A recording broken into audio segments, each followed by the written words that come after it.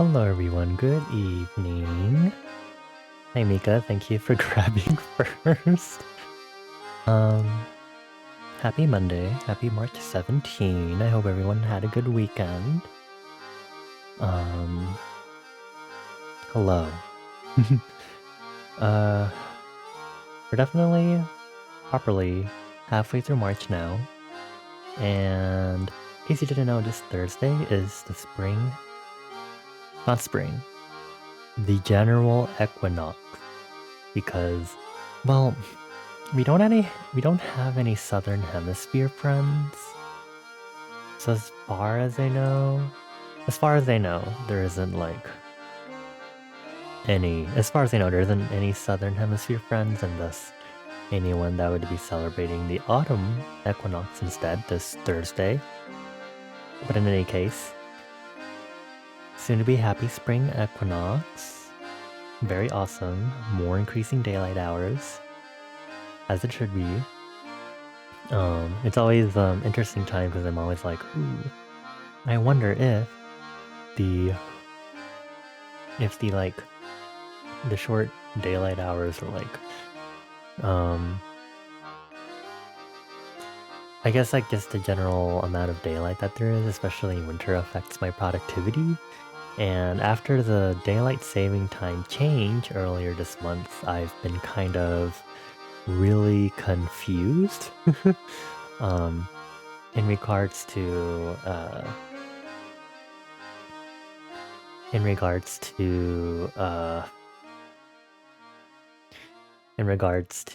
I guess being awake or sleeping. And then the other thing is I think I'm a lot more productive or able to do stuff at night. And so it's great that it's brighter later because I don't have to drive home in the darkness.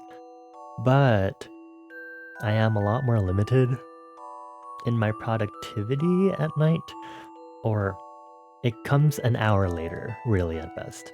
But I mean, occasionally I can be productive during the day. It happens.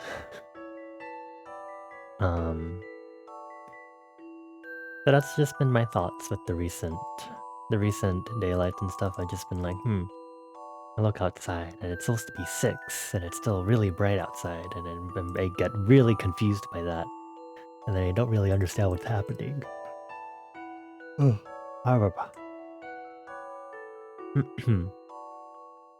Anyway, I hope everyone's had a good start to their week so far. Today has been just more music studies. Well, it's been half and half. I've just been watching more videos on music stuff and kind of just absorbing information. And then I've also spent some time gaming today. I played some Minecraft again, finally, after like a whole ass week. There wasn't too much to catch up with in the Cobblemon server that I'm in, but it was also very nice to see what has been changed, I guess, with the other people that play on it. I've been doing some of my own stuff because we have a quests thing, and sorry for the yawn. I did some questing because, again, I kind of caught all the Pokemon I really want for my team. So at this point, I guess it's more doing the quests that our community server managers have coded in, along with trying to catch legendaries, except I only really have one, and that's Fione. And I have a bunch of items that are for the legendaries, but they're specifically just the only purpose they serve is to specifically put that legendary in the spawn pool. So I'm gonna have to start walking around with said items just in my inventory all the time and just be like, I will ready my master balls so I can catch these fucking things. Yeah, and then other than that, I played a little more of Nubby's Number Factory, and I know that one is definitely out of the blue. But White showed me that one, I think literally last night. And it's basically a Plinko-style roguelike. And I immediately gravitated toward it because it's silly. It's like, you know how like Balatro is with its layout, but it's Plinko and the graphics are silly, and I probably prefer this a lot more. Sorry, it's Balatro, not Balatro. I probably prefer this over Balatro. Although I will say the slightly more RNG of it, because there's a lot more RNG to the items that you get in playing the game roguelike progression-wise, and just in general because it's the ball bouncing on other things. So the RNG is a bit annoying, but otherwise it's really fun. It's very silly. It's very nice and casual. And maybe at some point I'll play it on stream. But no guarantees. Anyway. So, tonight we have another Music Monday. And as always for any Compose with Chat Music Monday, I have the point rewards available for alter the instruments and conduct the music session. Just for reference, no one has redeemed that yet, so we don't have a theme for tonight just yet. If we get to the 30-minute mark, which means I will be yapping a lot until that time happens, if we get to the 30-minute mark of stream and it is still not redeemed, I will manually be going over to my dashboard to pause the point rewards, or at least the conducting one. Just so we can get started with tonight's Music Monday. And of course I have to pin this message. Important as always. But yes, if you've had a particular thing that you wanted me to try and compose, if it was more silly stuff, if you wanted me to compose something freaky, or maybe you wanted me to do some more silly things, like if you're like glorp core, or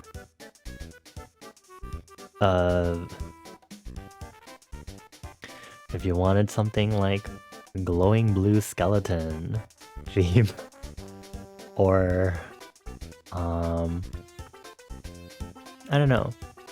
We've gotten some interesting prompts. I think we've only had a full selection of 4 prompts so far.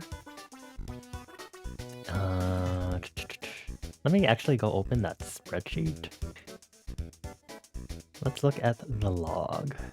I'm actually also going to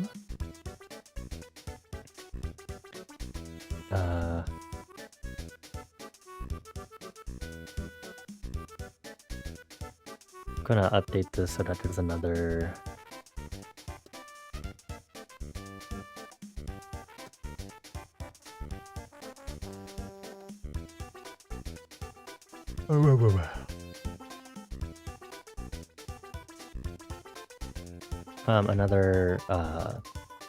column so that I can talk about the different types of Music Mondays in this spreadsheet for myself. Because there are cases, such as last week, where we don't do a Compose with Chat. Along with the post-purchase test runs I did with FL Studio in November and December last year. So those ones I obviously want to be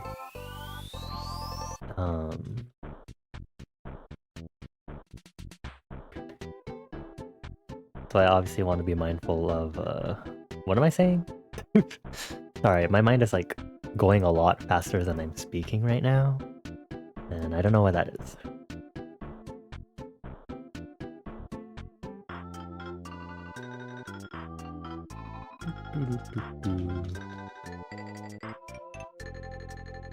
Let's change the color.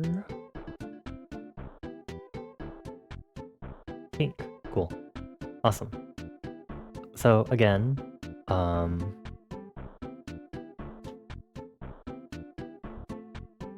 Music Monday prompt has not been selected yet, so this is your chance if you've always wanted to conduct the Music Monday session. This is your chance, and you only have 15 minutes left before I decide to take things into my own hands. If you didn't get to see, I did some music studies this weekend, just in general, and it was a lot of me finally getting around to brushing up on the basics of sound design, specifically working with wavetable synthesis, wavetables to do, well, some amount of wavetable, but also working with simple waveforms to do mainly additive and subtractive synthesis. And if you're a traveler that's completely not familiar with what the fuck I'm talking about, do not worry. It is not like a mandatory thing for you to know. But since I am a music producer, you will probably be hearing me toss around these terms a lot, just in general, and you'll probably be like, what is Bonnie talking about? But I was doing basically a lot of sound design, fundamental brush up, and I worked on a quick sketch yesterday that I actually really liked. I was also finally taking some time to go look up some, not gameplay, music play. I feel like there's a term that maybe the videos I looked at used, but just like demos.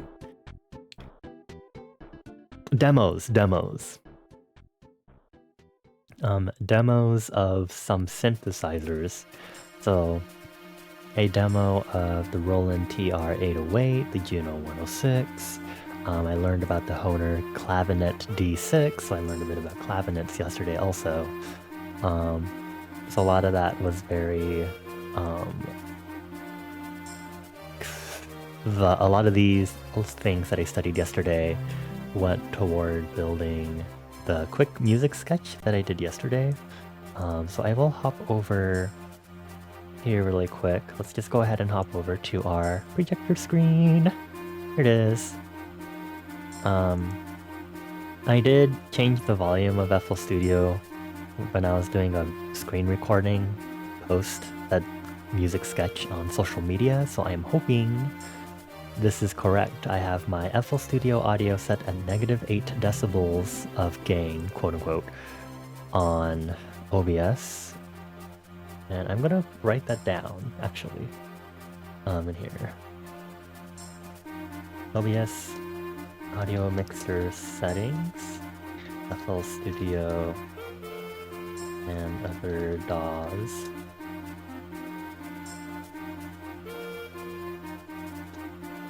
Hold on. Is at -8.0 dB. And then, I like how the background music is generally -23.0 decibels. That's crazy. And then Twitch alerts are -2.0 decibels. Okay. So, that done. I'm gonna pull up the music sketch that I did yesterday, if you haven't heard it, on social media. Although I did post it in the evening yesterday, but I did something funky. I did a bit of synthesis. I used basically only 808 drum samples for the drum. So you have a nice 808 drum pattern.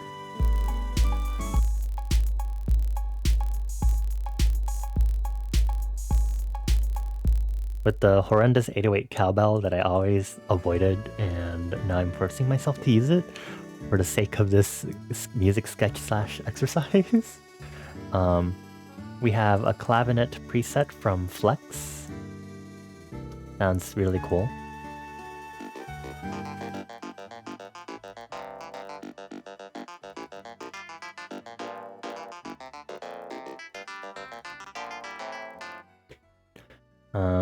This one only accidentally...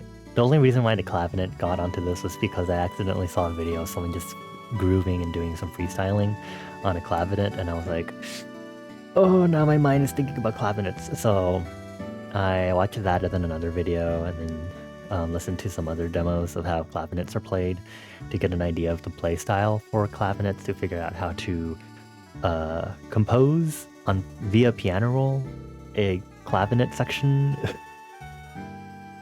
And also funky beats are great. And then I did some additive and subtractive synthesis fun.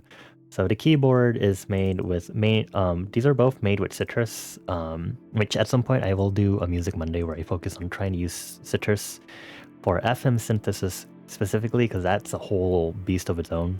But I just brushed up and did a keyboard-esque synth using the powers of additive synthesis. So I was watching some videos mainly from Red Means Recording, because Red Means Recording is a great channel, and y'all should check out Jeremy Blake and his music. He is super awesome. I found him many eons ago, back in like half a decade? Almost a decade ago, actually. So closer to when I was within the first half decade of me getting into music making, I guess, during the second quarter, I guess, in the past 10 years.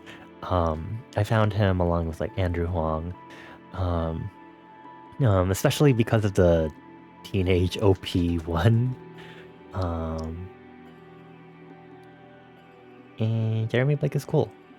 He's a furry, he's awesome, he's not afraid to speak up on human rights on social media, he's super cool.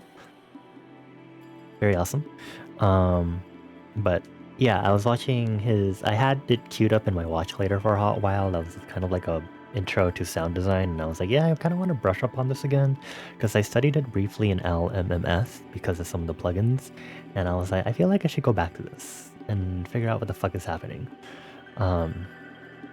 So as practice, I did both additive and subtractive synthesis in this music sketch. So additive is basically you're literally adding sounds together. It is very, I don't know if this is necessarily the case, but a lot of the times it's working with simple sine waves and adding them together, because hypothetically you can add any amount of sine waves together to get any sound you want.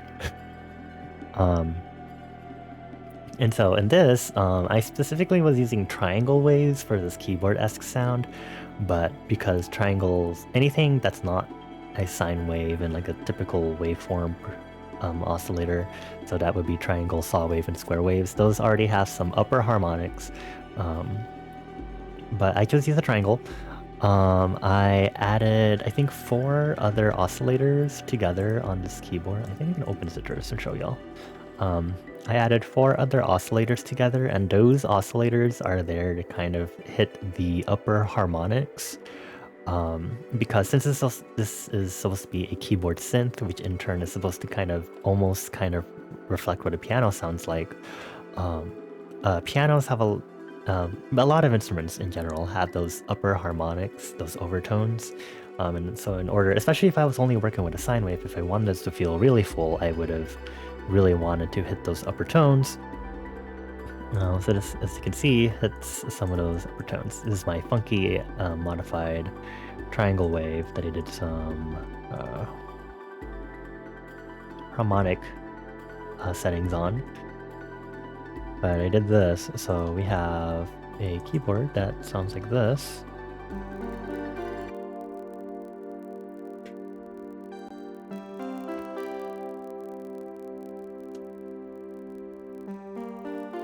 And then I think if I disable these,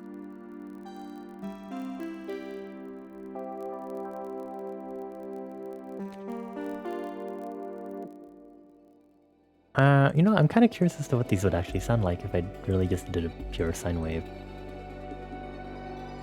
Sine wave, sine wave, sine wave.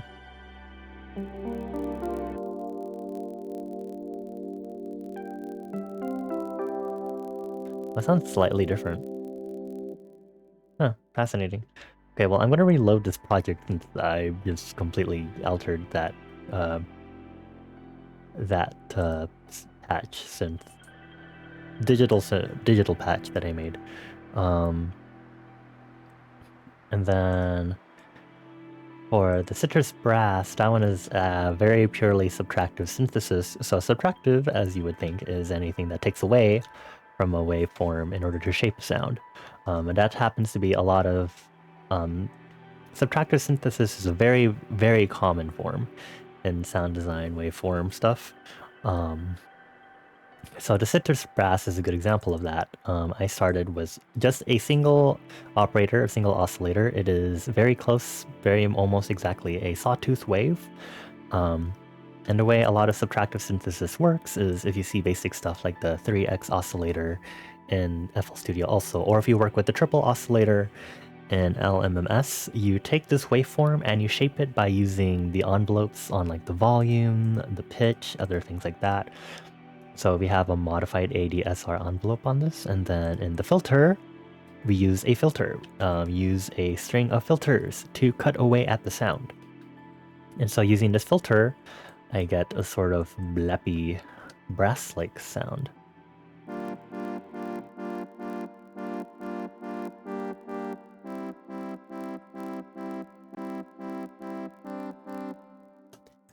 That was very fun to review. And just be like, okay, that's additive, that's subtractive, blah blah blah. Does it have a clavinet and 808 or like the usual? Yeah, so I just did a very quick music sketch, nothing too complicated. I'm just gonna play this. Enjoy. We have 3 minutes remaining until 30 minutes of stream have happened. Again, the point reward for people to conduct tonight's Music Monday session is still available. So if you have a particular theme that you'd like, you should probably redib it now. Because otherwise, I will be taking my own direction with tonight's Music Monday, which I've done before, but I would love to be given challenges or things that I have to force myself to think about composing, really. 3 minutes left. Hi Zal, hello. Happy Monday/Tuesday. I hope you're doing well. Nice to see you again. I was talking about this music sketch that I did yesterday and explaining the stuff in it in regards to what I was studying and brushing up on this past weekend. And now I'm just going to play it while we're just gonna vibe for a moment and enjoy the music sketch. Did I set pause at the... Okay, I did. Awesome.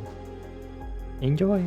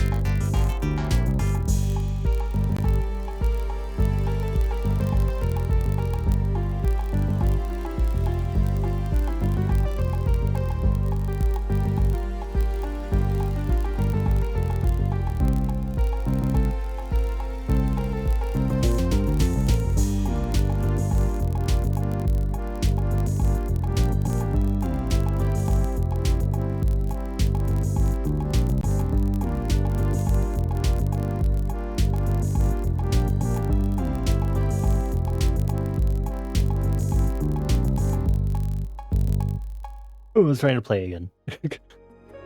I shouldn't be, because this will do pause it. Oh well. Anyway, yeah, that was a music sketch. Within one day. Actually, I think FL Studio tells me how long I was working on this, or how long I was staring at this project. Info. Total time spent on it, 3 hours, 1 minute. A very nice sketch. Sketcherino. Yeah, it was pretty fun. It's really nice to be in a nice music mood to kind of just learn and want to re-study stuff music-wise. So I've been really happy this past weekend with that. Hi Jitterbug! Hello! It's nice to see you again. I hope you're doing well. Happy Monday/Tuesday. I actually don't remember if you're closer to West or East Coast of said North America.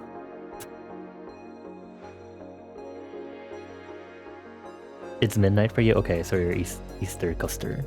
Easter Coaster! Happy Tuesday to you then. I hope you're doing well. I hope you had a good weekend also. Welcome on into our Music Monday sessions. As it so turns out, I'm now going to deactivate some of the point rewards. So I'm gonna... Where is it? We're going to be disabling Conduct this music session, which means I will be taking over for tonight. And then actually I'm going to go ahead and right now, since I remember, I am just going to go ahead and alter the instruments and just say add an instrument. I'm going to change this kalimba since people really like having me. Kalimba is the only thing that's been added twice, I think, other than cowbell to our Music Mondays. Just getting packed up for the move in 6 weeks. 6 weeks-ish. Weather has been nice, so getting outside a bit. Oh, nice. That's good to hear. I'm glad to hear that. And good to hear that packing is getting started in a timely manner, but also I feel like it tends to be a normal thing for people to have to pack really close to said moving day, only because the things you kind of pack are also things that you're still using, so you still kind of have to use them while you're prepping to move out. But hopefully everything goes okay. Use your amazing sexy organization skills to get everything packed. I'm sure you'll be fine. Yeah. Weather-wise in my area, I think the rain is finally going away, and I heard it's supposed to be like finally starting to warm up again for us, which I'm like, cool. Finally. Give me springtime. Since the spring equinox is Thursday. Is Thursday. For the northern hemisphere. But yeah. You leave out a bit like 1 book out of your what if you're 100? I see. Computer gets packed day of, yeah, for sure. I haven't really done like full on packing stuff like that as much, I guess. I can't imagine. I mean, again, I have done like some moving stuff when it comes to like apartments and dorm life back when I was in university, but that was not as not as much packing in comparison, I would say. But hopefully everything goes well. I'm glad the weather's getting nicer too. Can't wait to wear my lovely flannels soon. Enjoy the weather with my cute flannels that I thrifted. Okay, so since I'm taking over Music Monday tonight, I'm gonna make us learn about more synthesis. Get ready. If you couldn't tell by the stream title and me blabbering about additive and subtractive synthesis, we're gonna talk about granular now, which is really crazy. And I would prefer we do that instead of FM, because FM is a whole study, like a whole semester's worth of studying. So in order to aid us in figuring out what the fuck granular synthesis is, I'm going to assign a plugin that FL Studio has called Fruity Granulizer. Very fun. And then in addition to that, actually you'll be able to hear it. I will load in a sample into this and we can talk about what the fuck granular synthesis is supposed to be and why I'm really confused and intrigued by it. And let's see if I can use it for tonight's piece, whatever it shall be. You bought the cutest green crocheted cardigan with my neighbor Totoro decals on it? Nice! Wait, I kind of want to see. Send photos in Discord. I want to see. Crocheted stuff is so cute. Okay, so I'm gonna open, I'm gonna specifically open up some video game sounds that I have downloaded, because I think those will work pretty cohesively for the things I'm trying to do. And I played around with one sample that I really liked. Let's see. So I have a few Zelda sound effects that are in my downloads. And I want one that's not like too filled with chromatics and has a good amount of harmonic notes in the melody. I have a channel in Craft Workshop called... Actually, not sorry. In Picture Showroom. We have Wardrobe, which is specifically for outfits and stuff.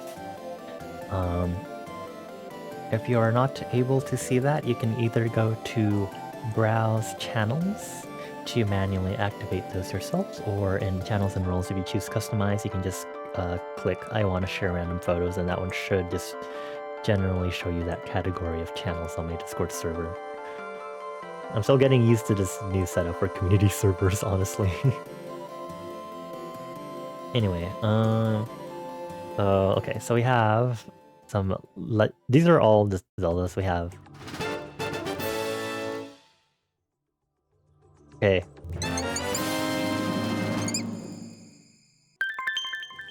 I want to use the notification one because I really liked using that.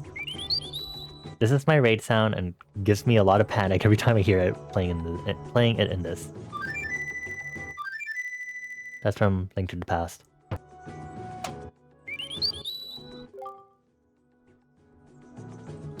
has some Animal Crossing stuff that is not labeled, unfortunately, because I got it from Sounds Resources. Also same with Etrian Odyssey. I have some Earthbound stuff.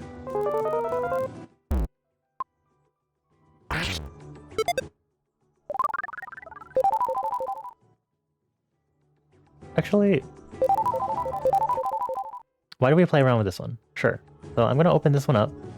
Oh, look at all those waveforms. That's gonna be so fun for this. I'm gonna turn the volume down on our granulizer. So apparently granulizer synthesis is synthesizing new sounds by literally tearing up a sample into grains and playing those in either predetermined or random forms. So right now this just sounds like...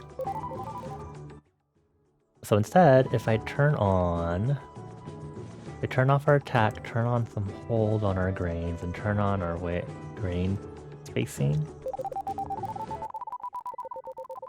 it starts sounding like that.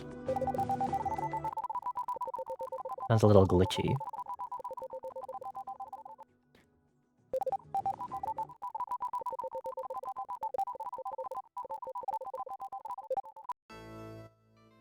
It's very fun, it's very silly. You can see why I'm very confused by this.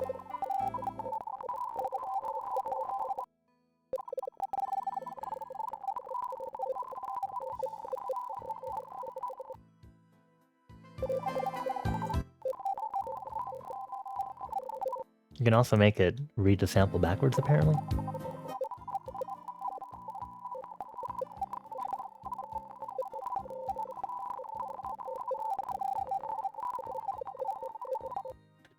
Okay, I'm sure that sounds very lovely for doll.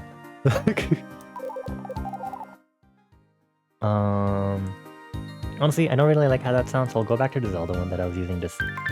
The notification sound from Link Between Worlds. I'm gonna change when the sample starts.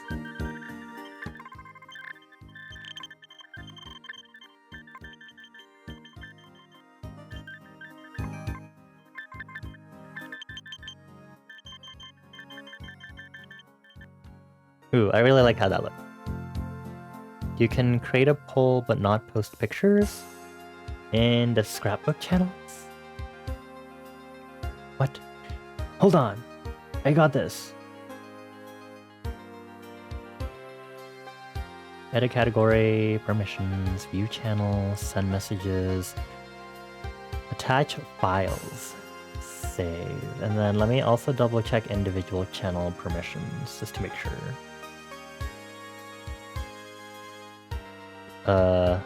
Please let me know if you are able to send stuff in the wardrobe channel now.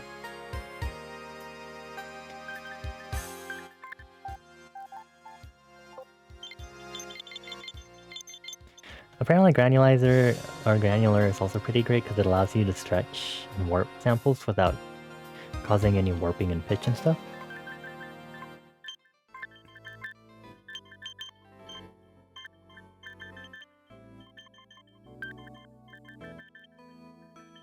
What BPM is that? I want to know what that BPM is. Not on show and tell. I'm gonna beat all of this up. Permissions.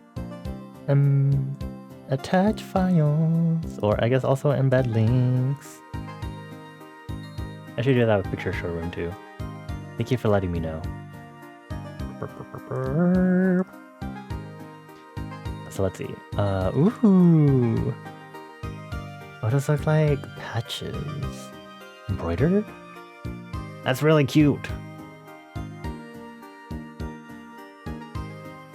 The brown buttons are perfect too. Thank you for sharing, I appreciate it. That's really cute.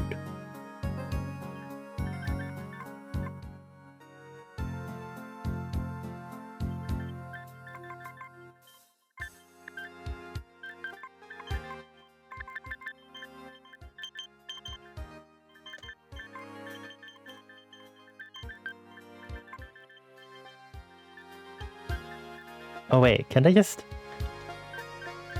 If I can specify in milliseconds the grain hold time, then doesn't that mean I can make a BPM based on that?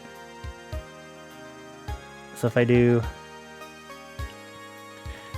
60 divided by 100, that's like 600 milliseconds, okay. So if I change this to...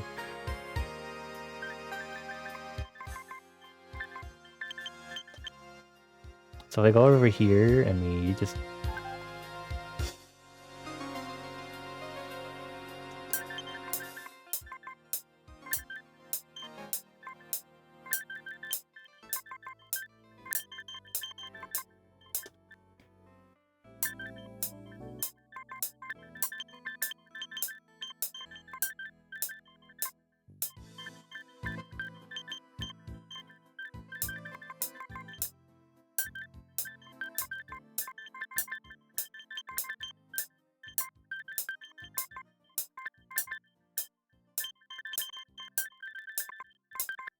Maybe I need to adjust the grain spacing also.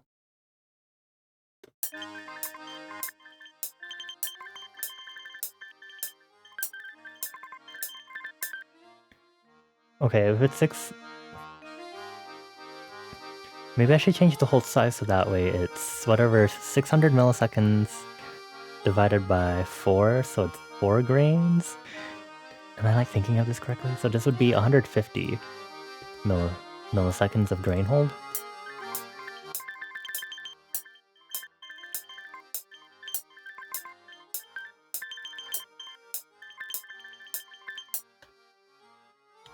Question mark? Maybe? We'll see. Oh, you shared some art? Okay, let me check it out.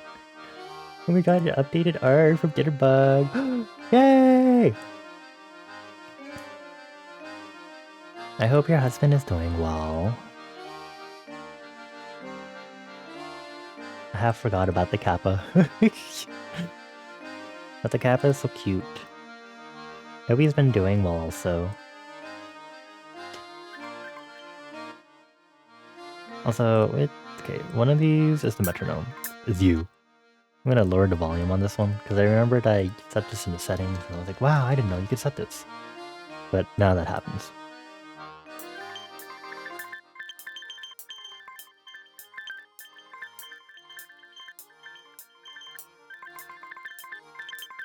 Oh, how did I make this into 3 bar? See?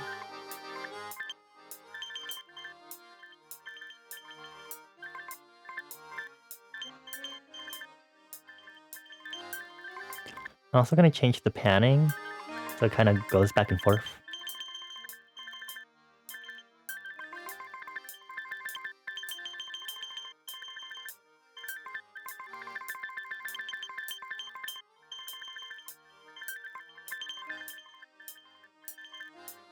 Need to change the wave spacing affects how fast it goes through and what samples it seems to be picking up, so I don't want it to like go through the entire sample.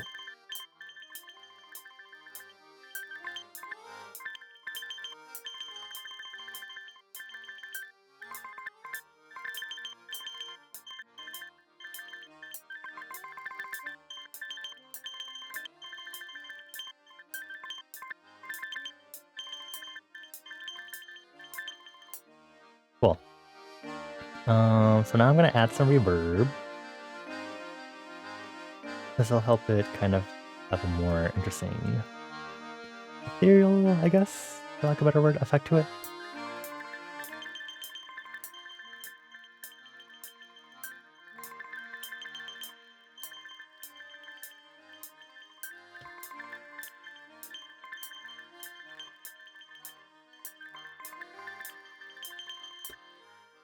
So I'm actually going to delete this because this is randomizing it every time this is playing. I personally don't like that in my music, so what I'm going to do is I'm going to have this play for a full 4 bars, and I'm going to change this pattern. I'm going to render it as an audio clip. It's been rendered! Okay. Then what I'm going to go is go over here and do granular synth. We're going to use this one. And we're gonna do nature sounds, I guess. Equalizer, high pass, low pass, compression, effect. Sliced loop. That probably is most accurate for this. And I'm going to change the color of this also, of the audio form. I'm going to paste it over here, and that is now a thing that we can use.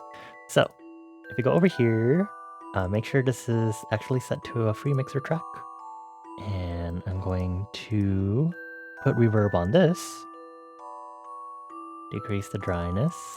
Put some decay on it. Turn up the low cut a little bit. Increase the room size a little bit. Maybe make the echoes less diffused. See what that sounds like.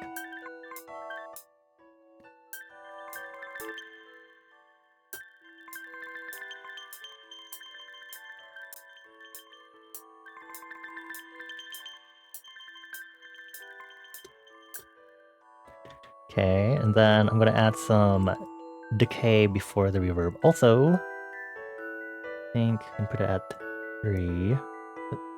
Turn down the wetness, have a good amount of feedback.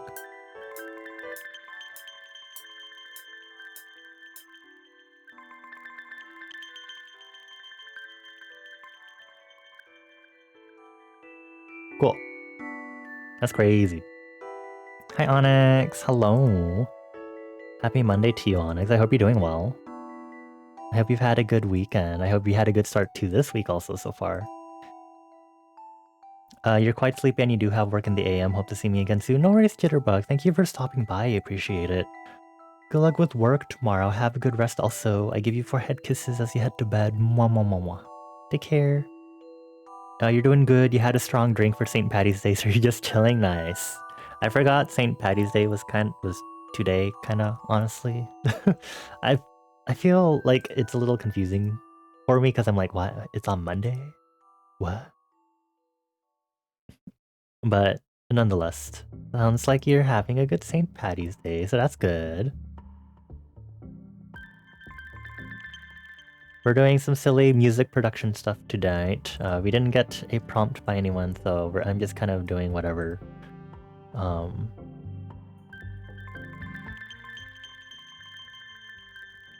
So we're starting off with some granular synthesis fun.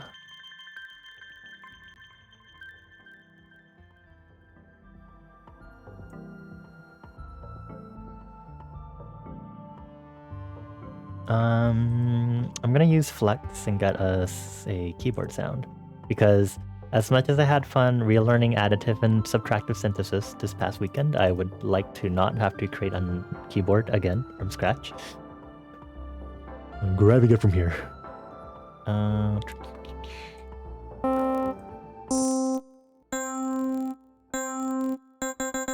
This one's always a good sound.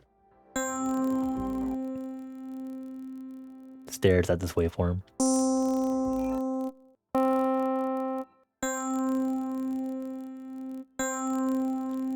You can really see the waveform just kind of... Ooh, that's trippy.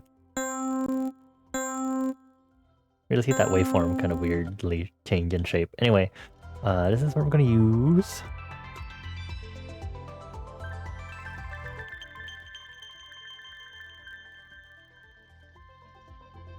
I don't know what key that is though. Fortunately, I'm gonna open up.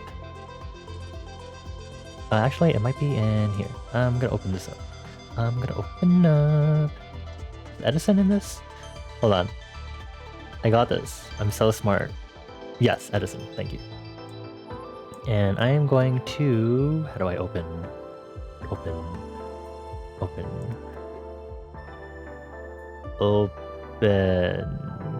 I have not used Edison enough, clearly. Give me a moment.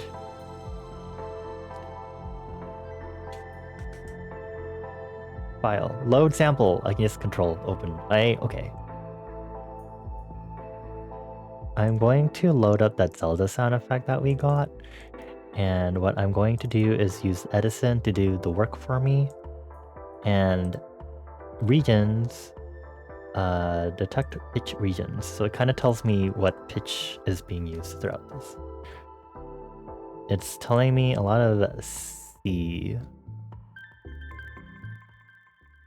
Is that true?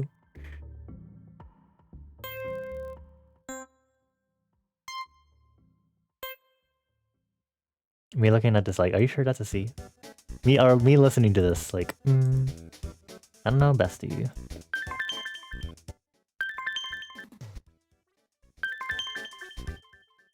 Actually, because there's delay in this sound effect also. Is it G for it then? It is. It says it's G.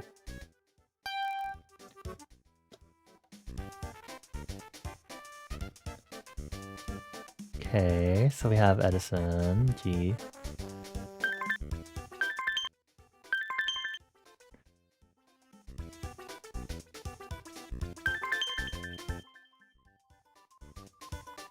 With a bit of modulation in that delay. Okay.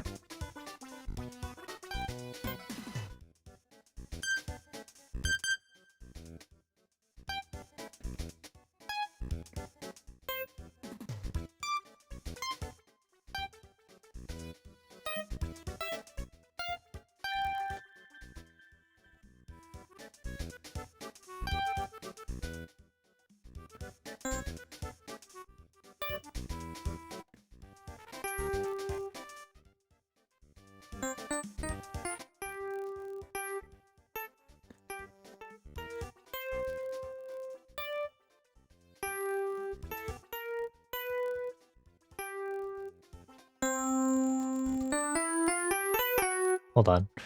You're forgetting how keys work.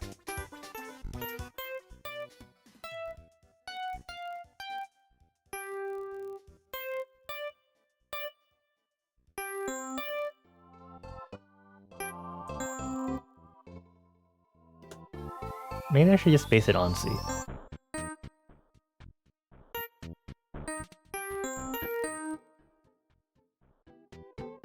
Yes. The minor 7th chord. It continues to haunt me. Okay, we're adding the reverb on this. 3-0 timing. Put the delay pretty low.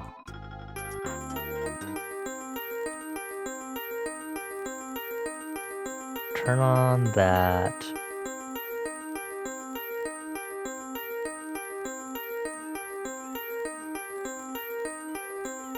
Not that.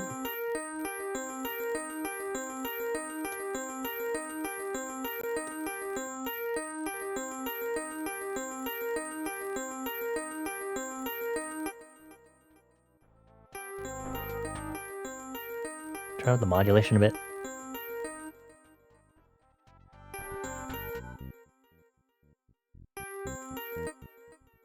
There you go, that's better. I want that kind of detuning to happen a lot more.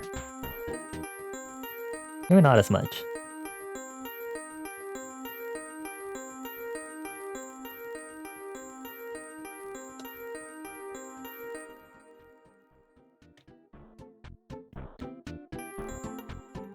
I don't know how this is gonna sound.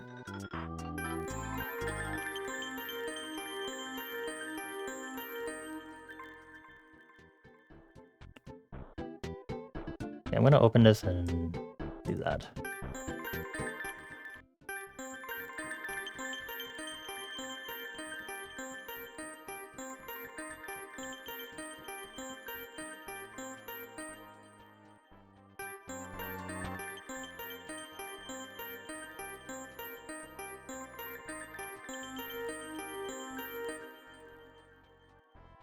Okay, I'm gonna make this color piano. Auto name, change this one actually. I'm gonna make it the typical color I use for drums.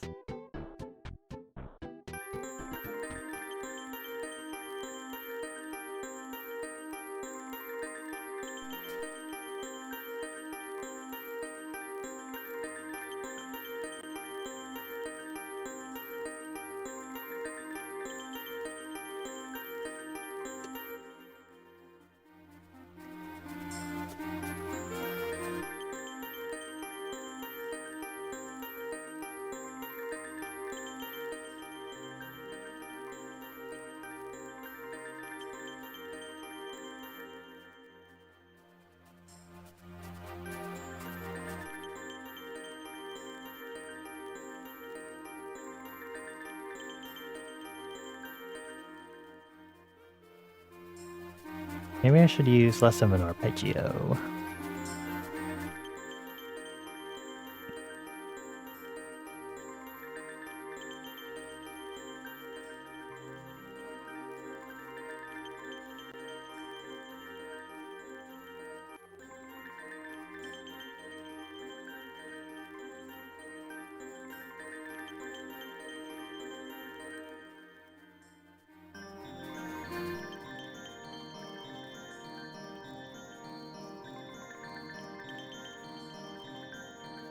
I'm gonna put some spread on this. Spread. Spread.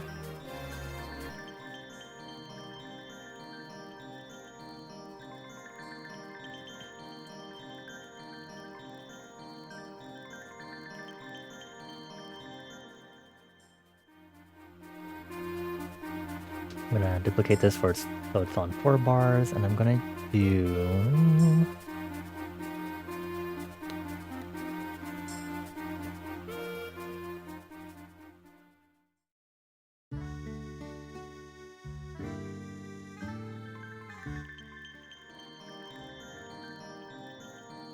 Cool, I'm using this. Tools, last tweaked. Great. Actually, I don't know if that is. Hold on. Hold on. I'll just do it this way. Create an automation goes with this. Thank you. Change icon to... That's color. Automation, thank you. Name. And I'm just gonna do... Whoops. You can do an LFO. I want to try using an LFO for this. Ooh, that's really intense. Okay.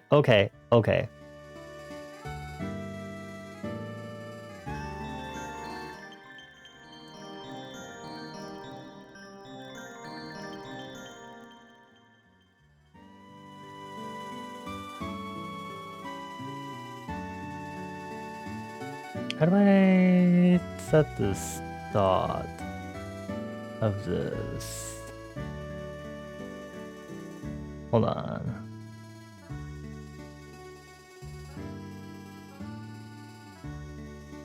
How do I...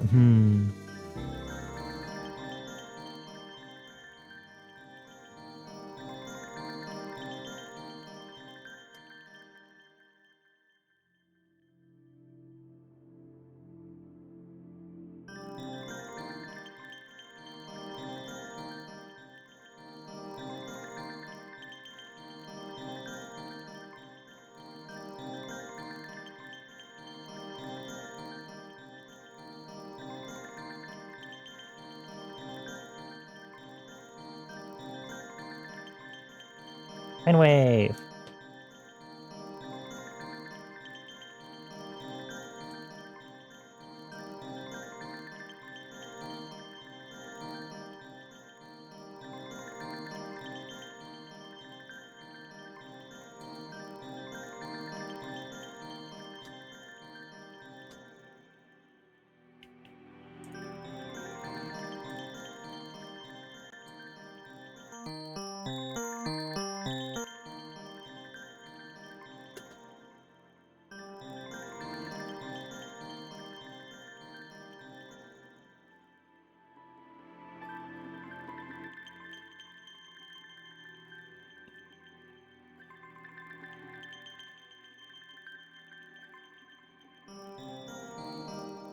That's annoying.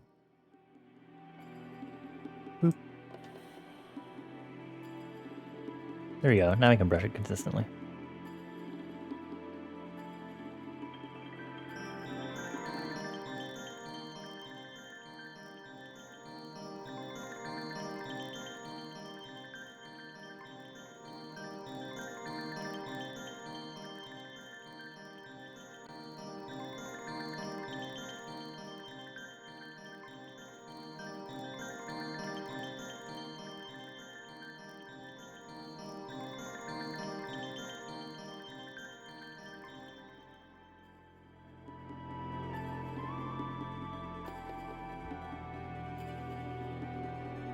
I think ARPs are not the way to go.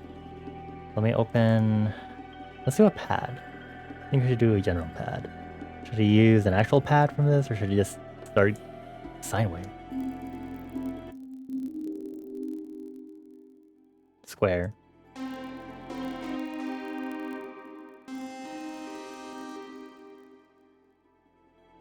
don't know if I can get a triangular on this.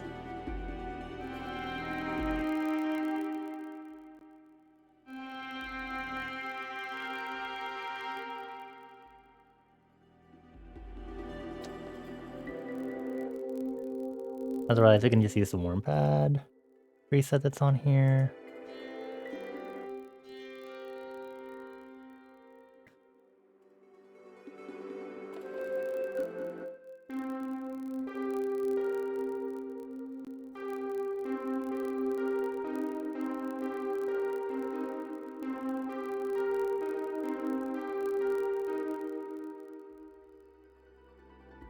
Well, not like that.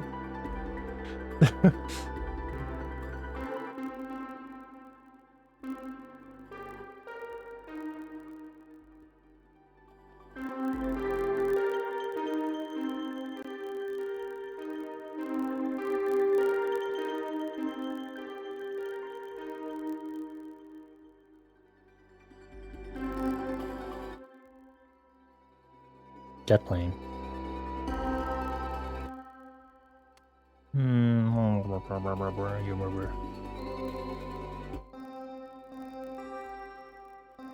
What is a detuned electric piano?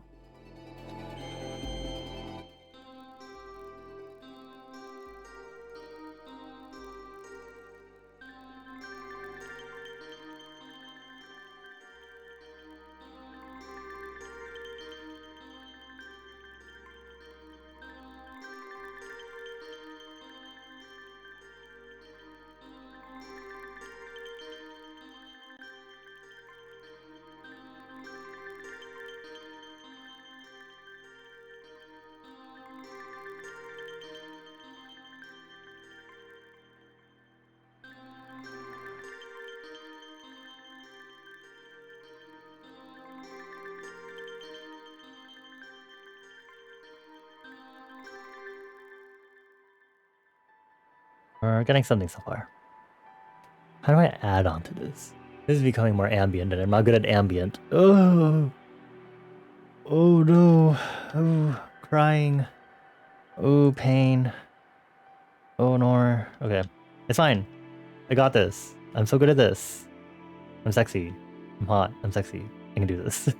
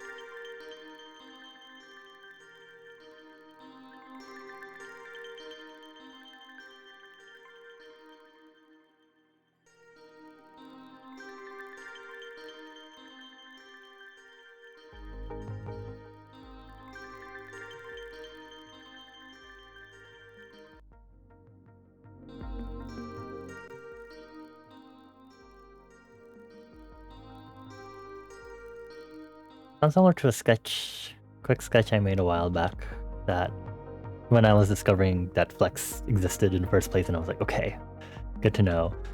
And then I was making a quick sketch that reminded me of, I guess, like a mysterious island shrine theme from Super Adventure Island 2 on the Super Nintendo. Silly game. Y'all should check it out.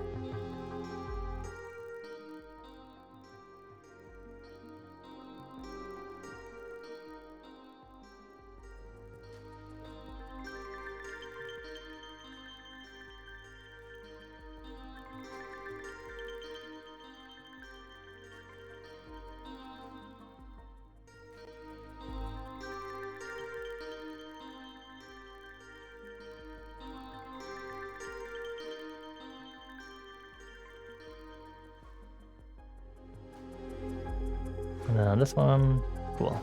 So it only fades in on this first appearance.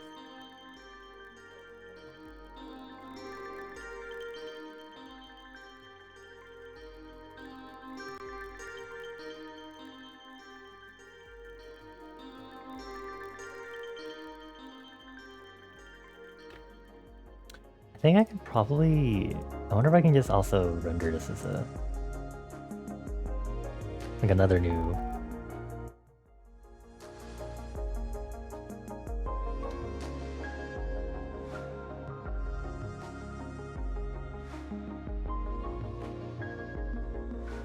render as a new audio clip? Wait. Hold on. Okay.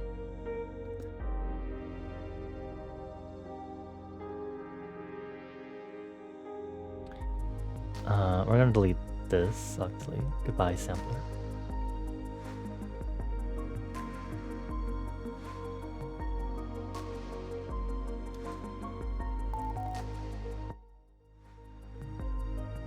I don't see it existing though. It says it made something, but I don't see it in the thing. Like it says it made number two or number 3 of this clip, but it doesn't exist anywhere. Are you lying to me?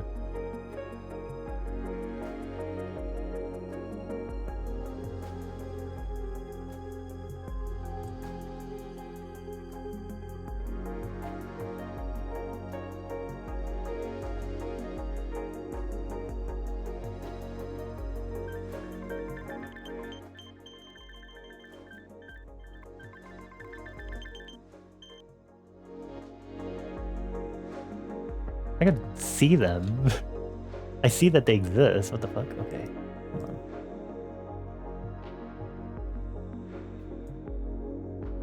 Clone. Open.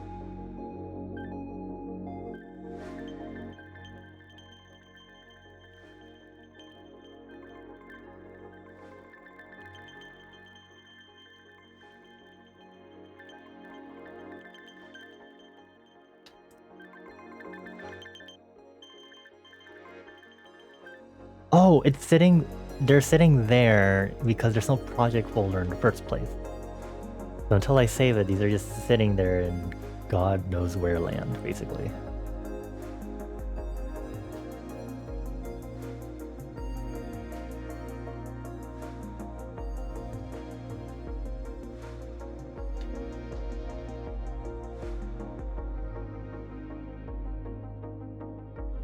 And I have to fix both the... Okay.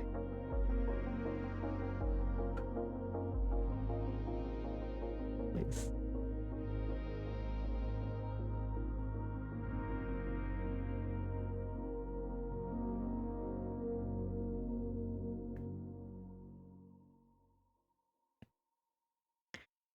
This always bothers me. It's true evil. True evil at its worst. Thank you. Okay, I'll save it. Let's see. 250317. 250317. Music Monday.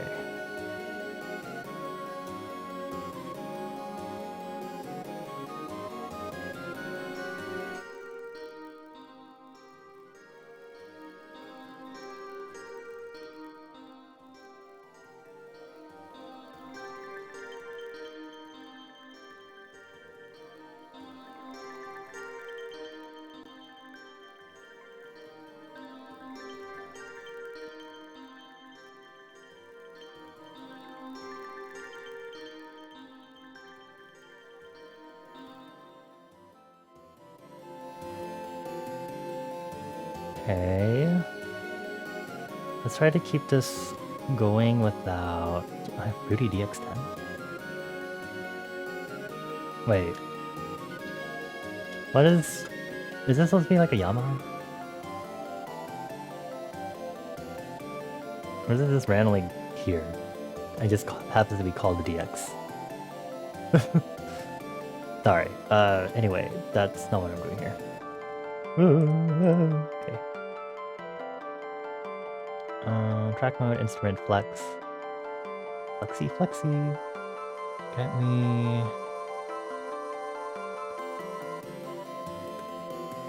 Where's... Dulcimer? No. No, this... Ice Rain?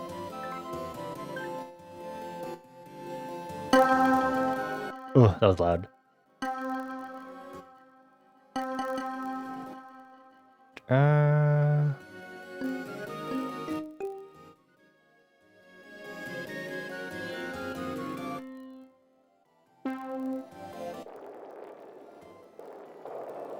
Oh, that's like literal rain. Okay. Oh, there's a song.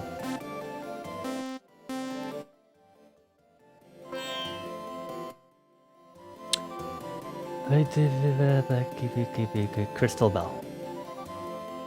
Or Celeste? Let's do this one.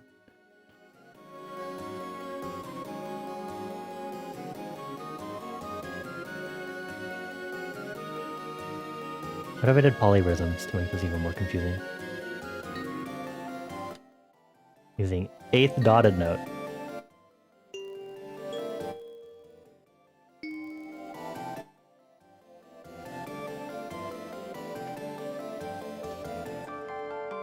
See if we can make it stretch.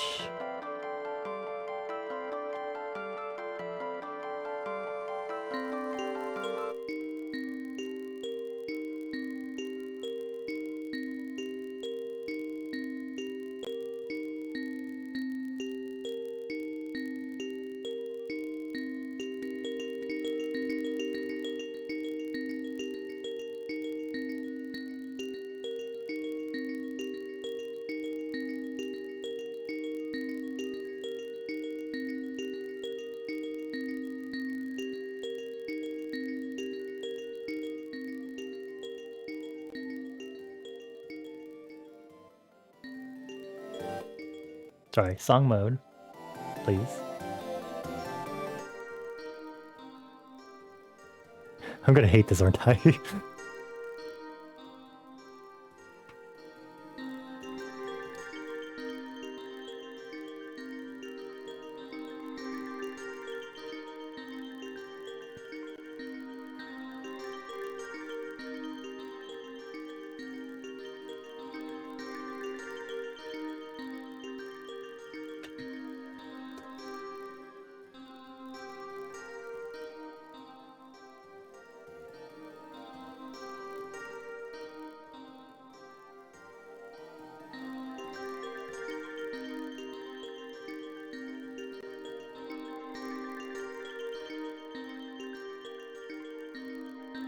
You know, it would be evil if I put an 8th note version of this also.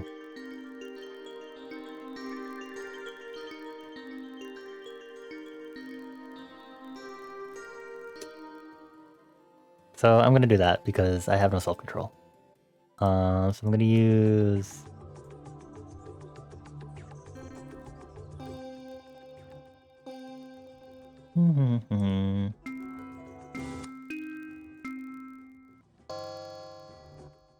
No, not that. Lavinet, not that.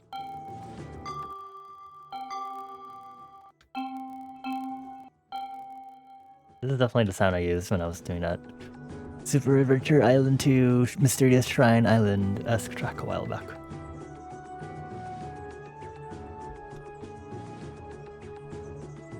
Okay, so we're gonna rename this, use the same color. Make it evil. Auto name clips.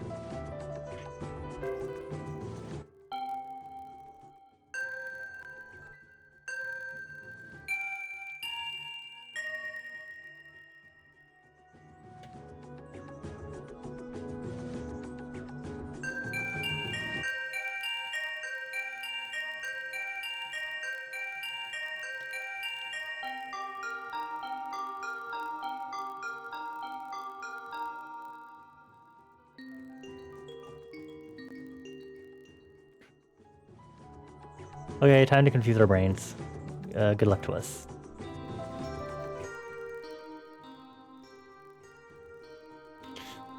Hoo boy.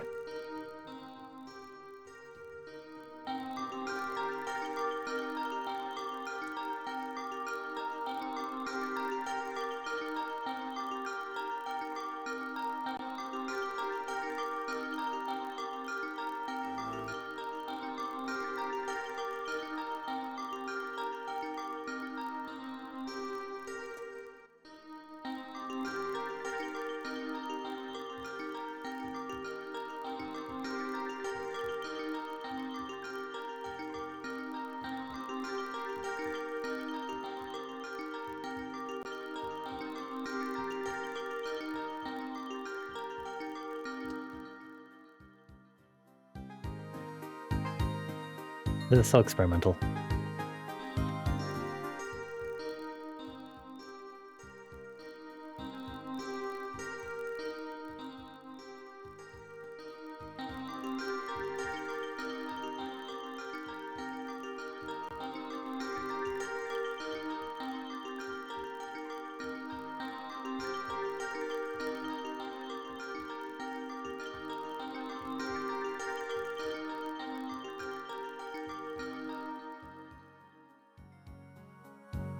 I don't hate it.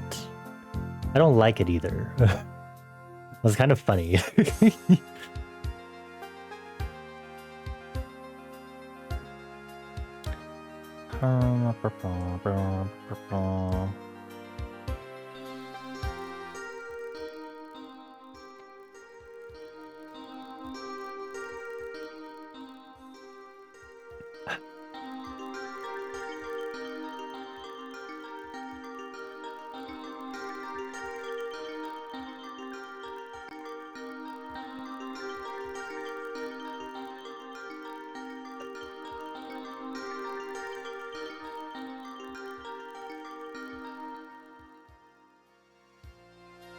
I think we should leave this as a warm-up and then start a new project from scratch. First, I'm gonna get my phone.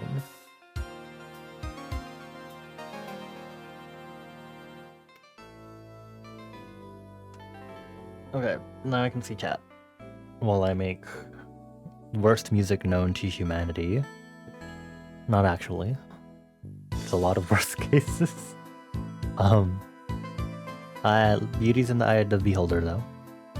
But in any case, I'm gonna start new, and I'm gonna figure out what to do from here.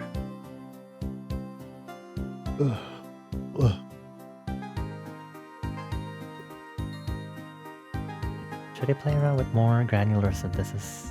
I don't know what would be good to use for a granular synthesis thing though. I guess that would be like the hardest thing to figure out. What would count as most good for this sort of thing?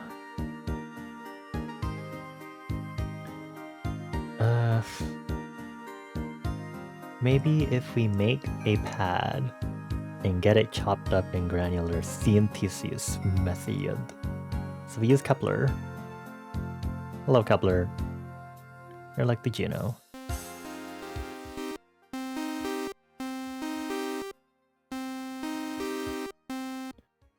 I should figure out how this works a little more later.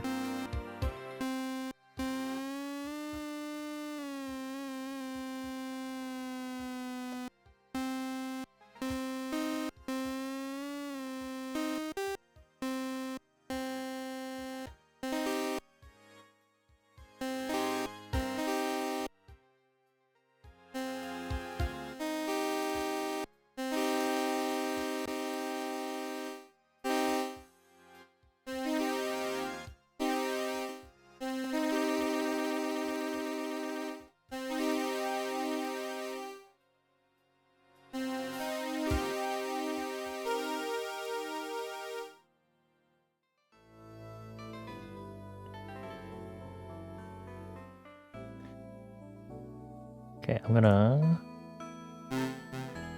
C5, please.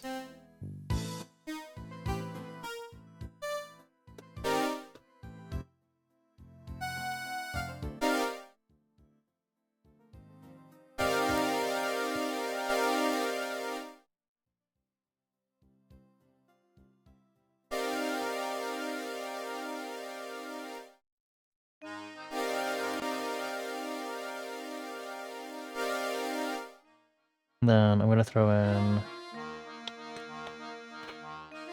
Actually, let me see if I can do it purely on a coupler. No, okay. Doesn't help very much.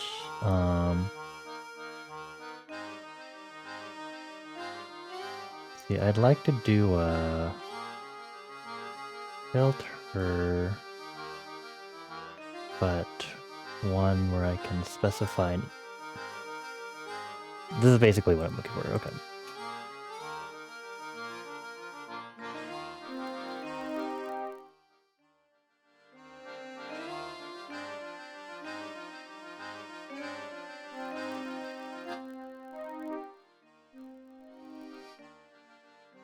Not a resonance on cutoff.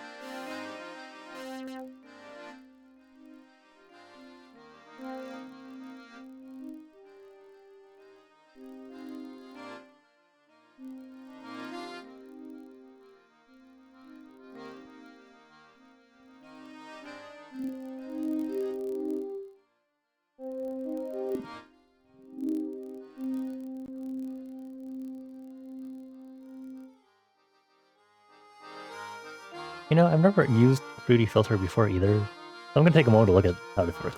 Fruity Filter. A powerful filter plugin, yes.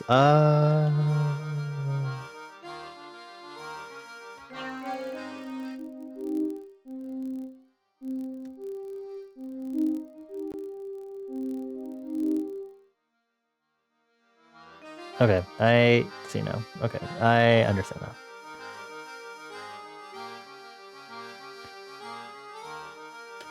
Of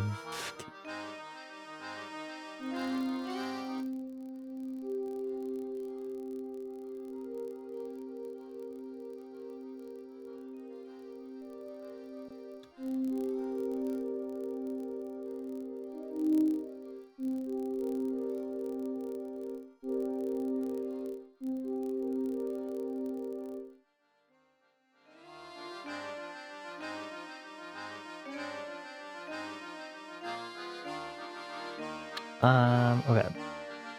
Fine. Come to me, 3x oscillator.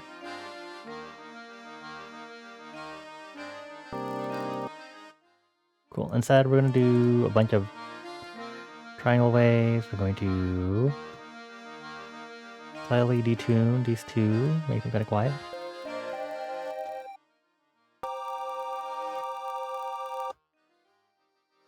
And then, because this one I at least have ADSR control over the volume and stuff.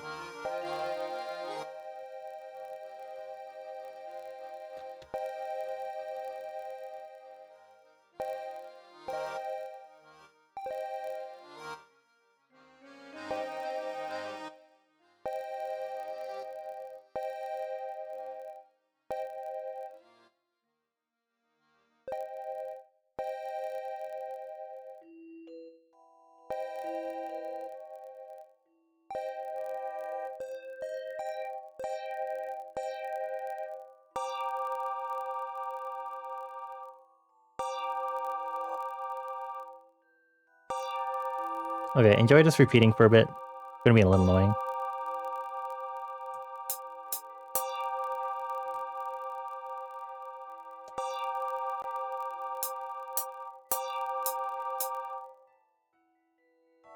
Oh, two?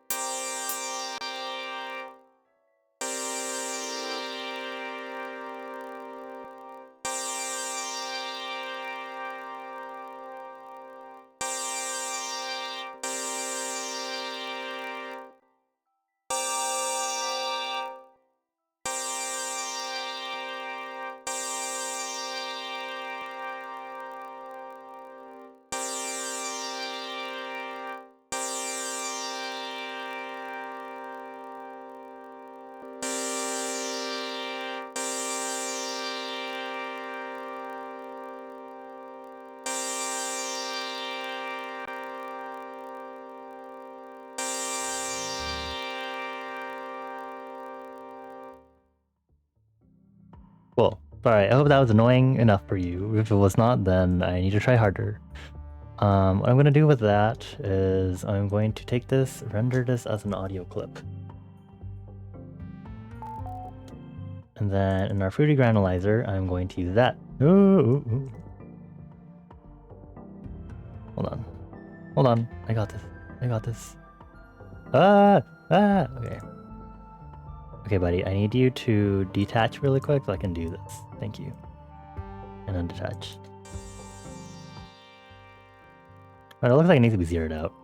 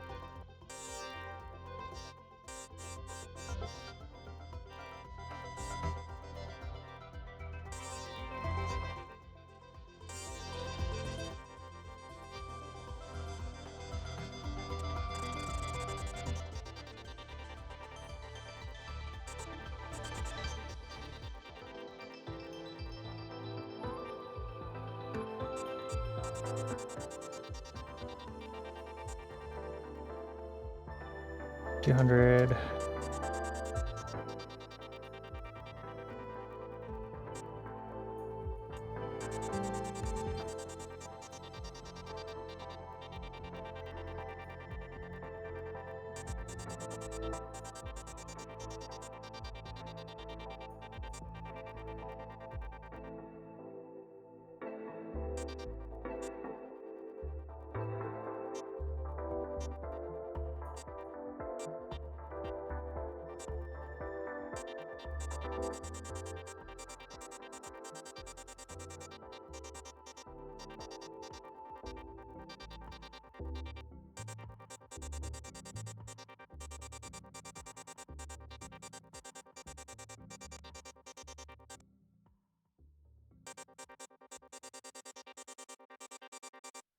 I don't know how I'm gonna... Okay. 42.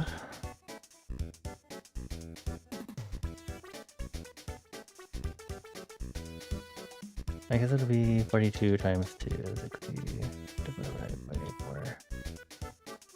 Question mark. Times 2. That's right, 142. 42.8. Wow, a decimal BPM. Okay. I'm gonna mute this and I'm going to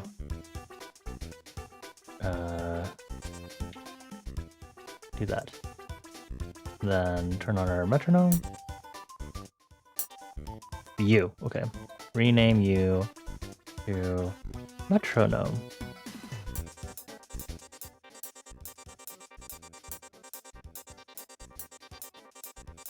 Okay, I'll try to be a little more precise with this. It's 142.857.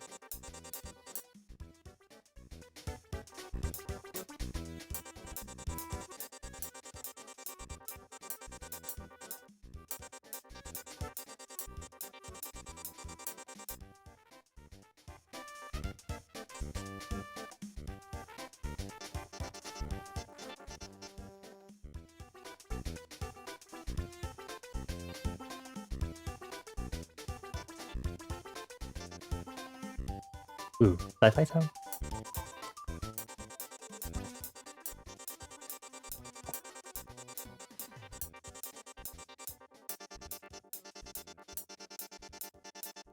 Oh, what did I use in this? It's like, okay, sawtooth, basically.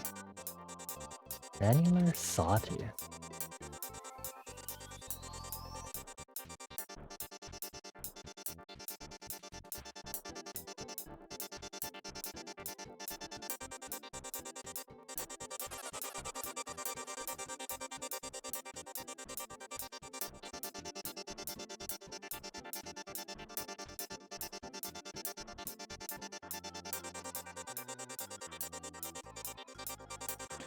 This is actually getting somewhere.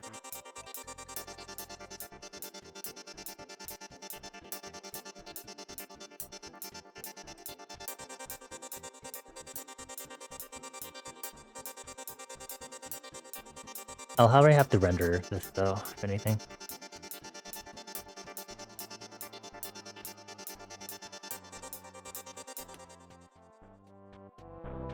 Okay, so we're gonna change the color on this to purple. Running clips. I'm gonna boot this up and we're gonna make some drum patterns. Drum machine. Drums. Open this up. Delete our sampler because we don't need that right now. And I'm going to open this. And use some packs. Drums, kicks.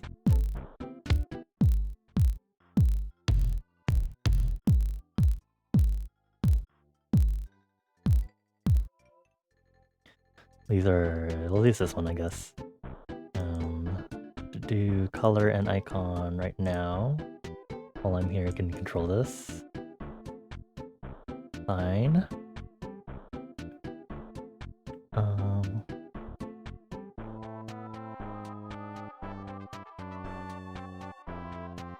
Okay, and we're gonna just do 1, 2.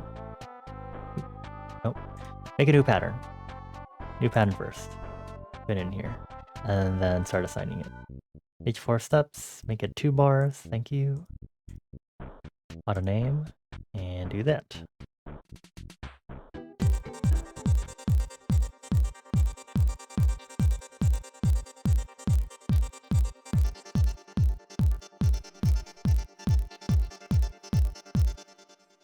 Now, I want to make this maybe exactly 142 for my sanity.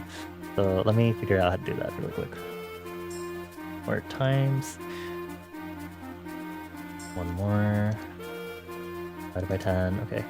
So divided by 2, 211.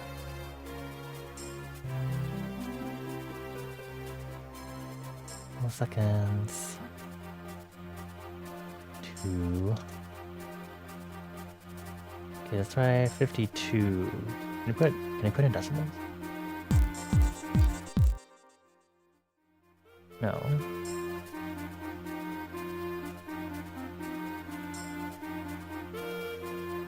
145.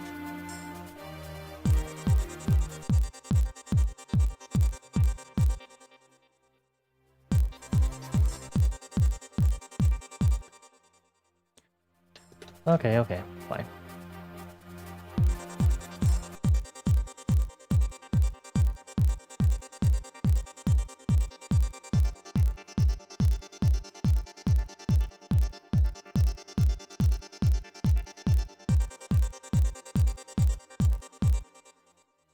I'm really curious if I can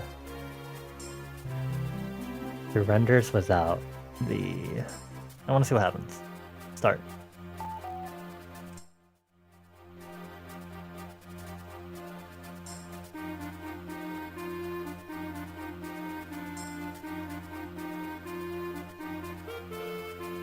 And then group with above track. Mute this.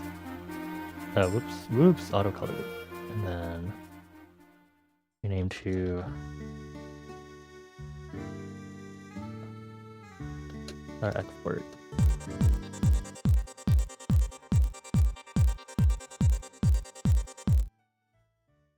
Okay.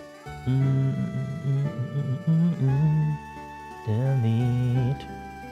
Turn off the effects, and then I guess we have to render this. Render and replace.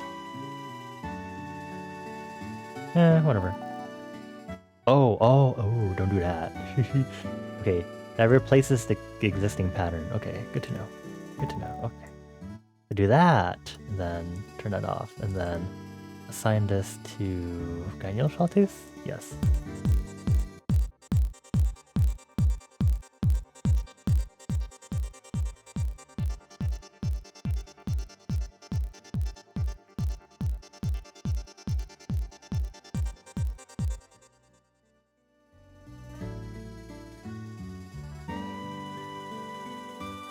Okay, how do I minimize this?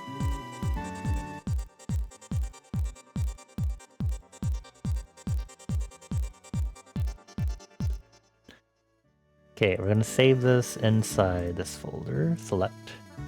We don't make a new folder. 250317. Music Monday 2. Date.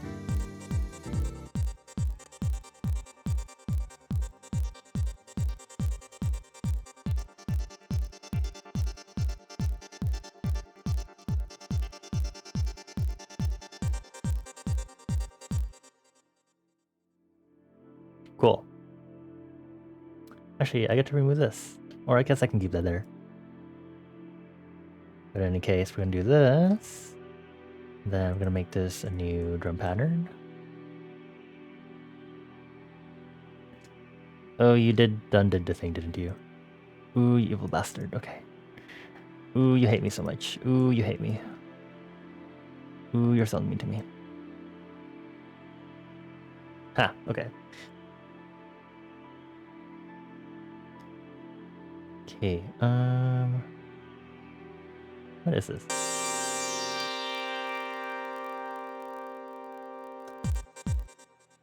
Okay. Let's get a snare clap, maybe.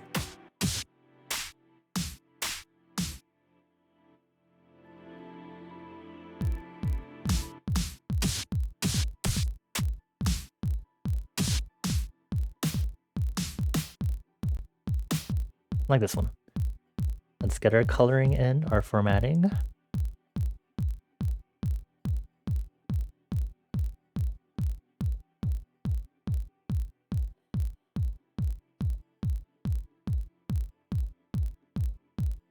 This pattern 2 it is.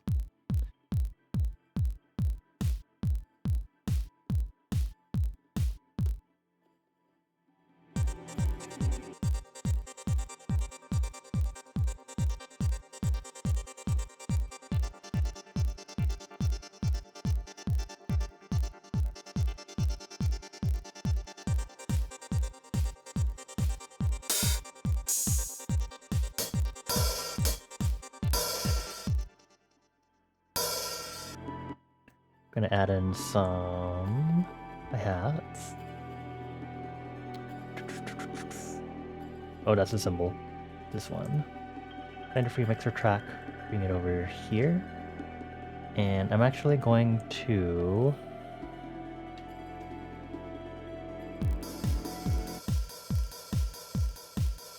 make sure it cuts itself. I'm actually gonna add this bit crush that Kiloheart says. I'm gonna try this out. See how bit crushy it gets. Oh, okay.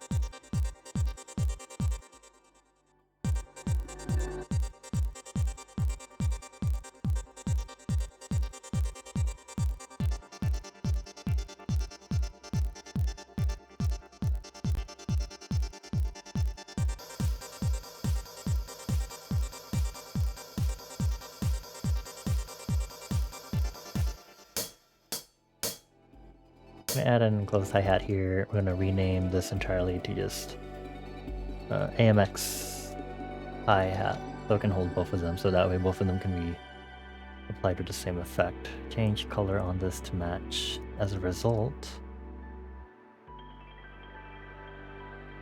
And check the group, make sure this is also on 3, 1, 2, 3, 1, 2, 3. Go to pattern 2 and do this.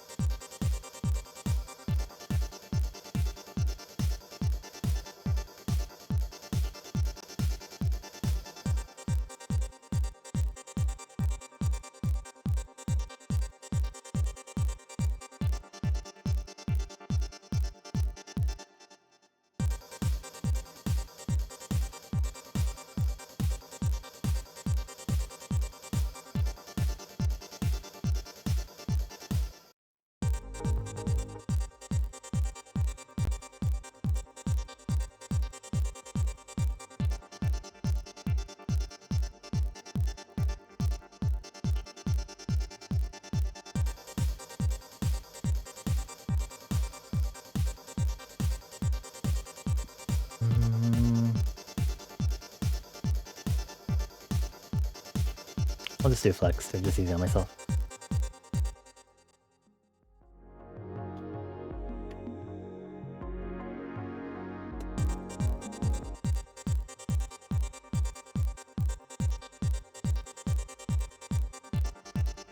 This will be our base.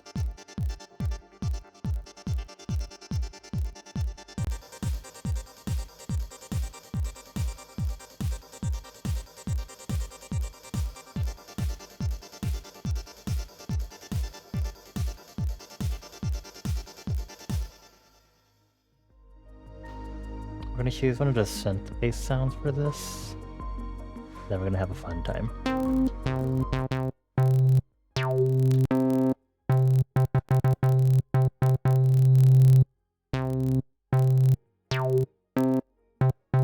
Like this triangle-esque one.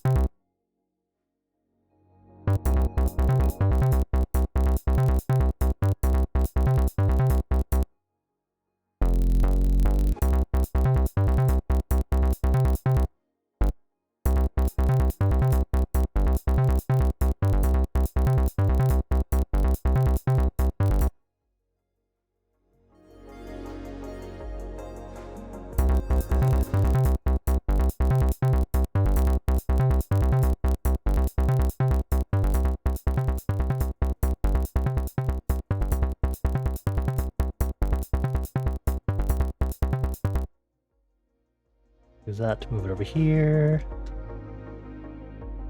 Ooh, oh, actually, tee tee tee tee. Oop. Okay.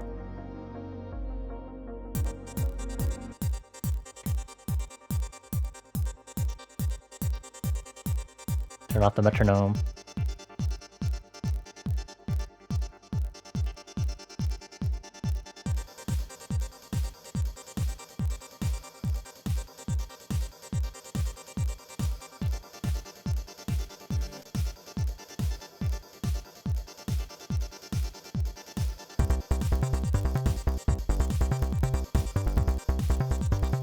Oh, I had to change the...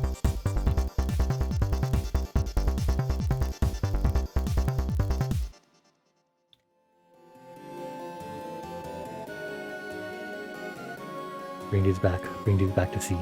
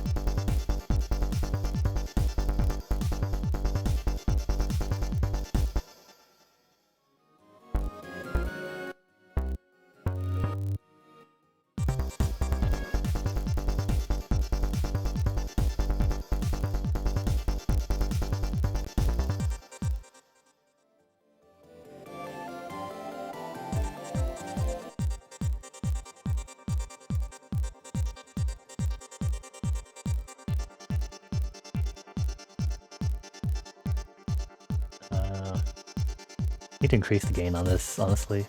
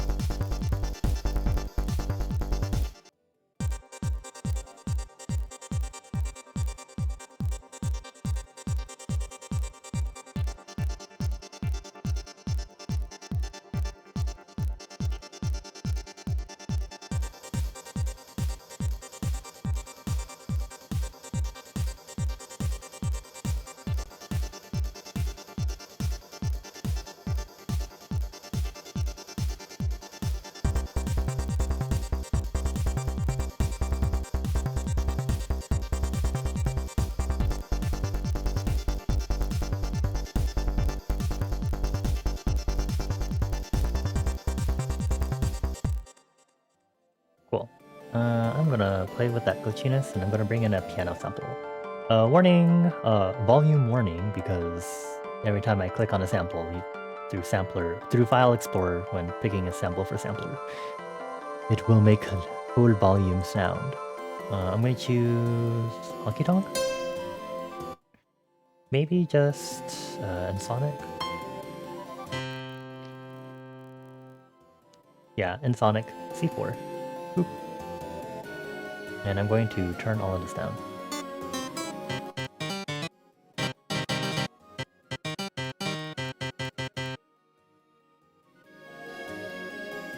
There. That way I have a little bit of interesting Ensonic SQ2 piano.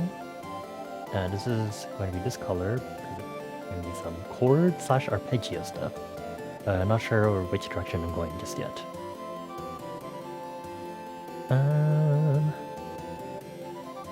Let's see here. Where is... What am I looking for? Sample. There you go. Auto name.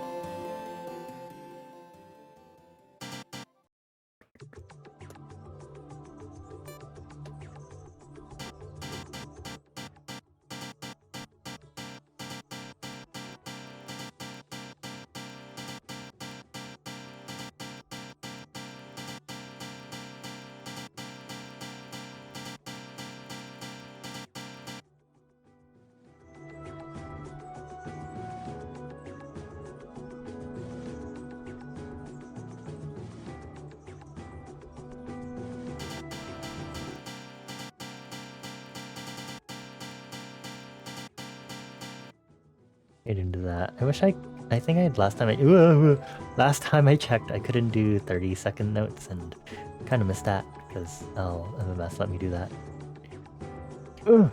Oh, I'm sorry. Okay, hold your horses. Hold your horses. Just gonna wanna do that.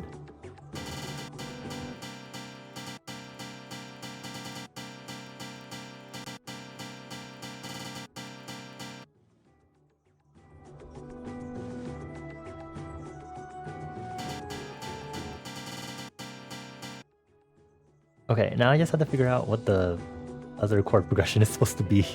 Although if this transposing the sample, then I should just go down to G.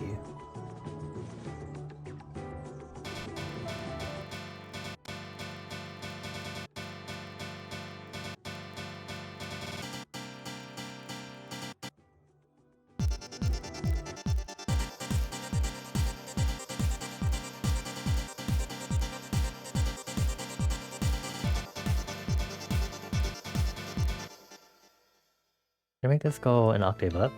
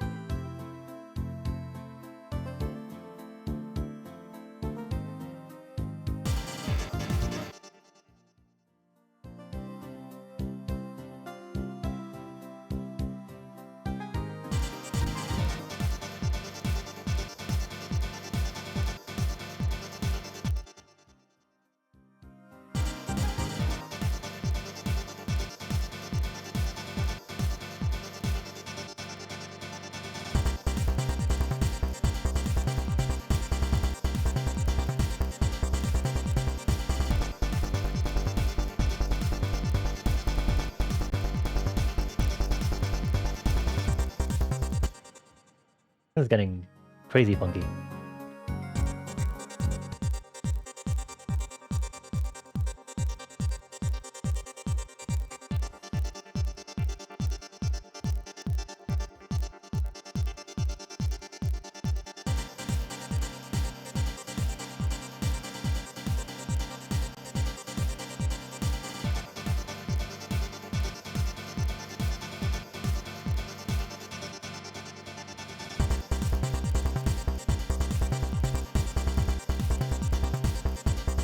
Let me move this pattern down. Cool.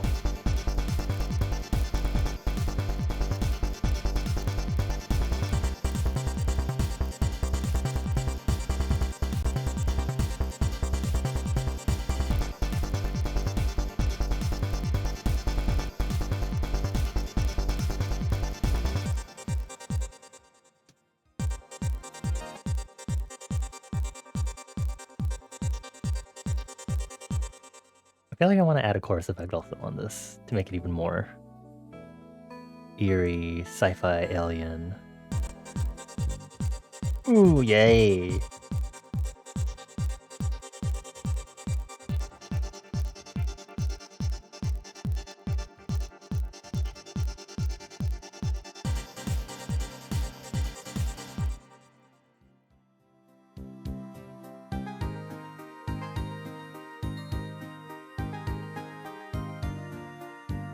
Let's do D-ish, new pattern, right here, right up.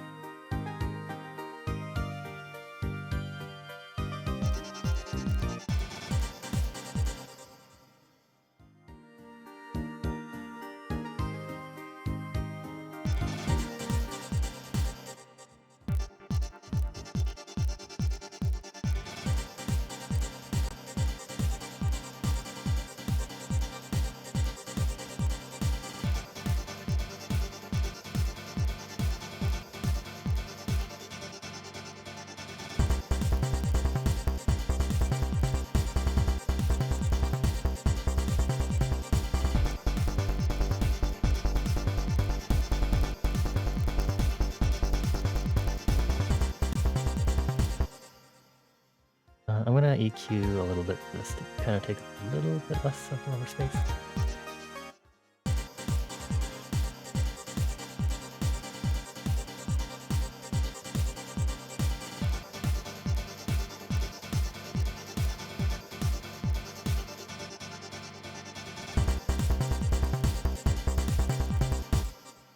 That's pretty solid. Is this FL Studio? I'm killing it. You're wanting to learn but stuck struggling hardcore. It is! Welcome on in, Eva. Welcome, welcome. And thank you. You did not see me struggling earlier, trying to figure out what the fuck granular synthesis is supposed to be like. But I'm glad it's sounding good so far. I hope you're having a good Monday/Tuesday so far. FL Studio, okay, I guess just learning music production and composition in general is it's a pretty lengthy and difficult process, and I guess it depends a lot on like what you want to achieve and what you want to try and do, I guess, with the program. Mind you, I've been doing Philly music tee-hee haha for like 10 years. So I've had a lot of time to like not get used, but learn a lot about some fundamentals. I only actually just started using FL Studio back in November last year because I used to use LMMS specifically for a big chunk of the past decade of me learning to make music. And FL Studio was just me wanting to just bite the bullet and get a nicer program with a lot more cool plugins and presets and stuff. You're good at coming up with melodies and little riffs on your piano. You think you struggle the most with VSTs. You have a great ear and have done a bunch of arranging, but the tech is where you struggle. Ah, I see, I see. I get that. I understand that. For me, switching over to FL Studio from my previous DAW was a lot of... I'm still getting used to it and still trying to figure out all the stuff that's in FL Studio. So like, me learning about granular synthesis and trying to use it in this piece because it's a lot of our Music Mondays that we do here. We try to do music every Monday. Especially this year starting, it's just been me taking prompts from our lovely travelers in chat and just kind of trying to make kind of prompts. It's like, for example, we had one that was like, just upbeat BPM. And I was like, okay, I guess I'll work with that. And another one was like cracking ice lakes, you know, because I do a lot of video game-esque tracks. So a lot of FL Studio so far has been me experimenting, getting used to using the program. And I'm going to pause for a moment because I know an ad break just hit, so I'm going to wait for that ad break to not be there before I continue yapping.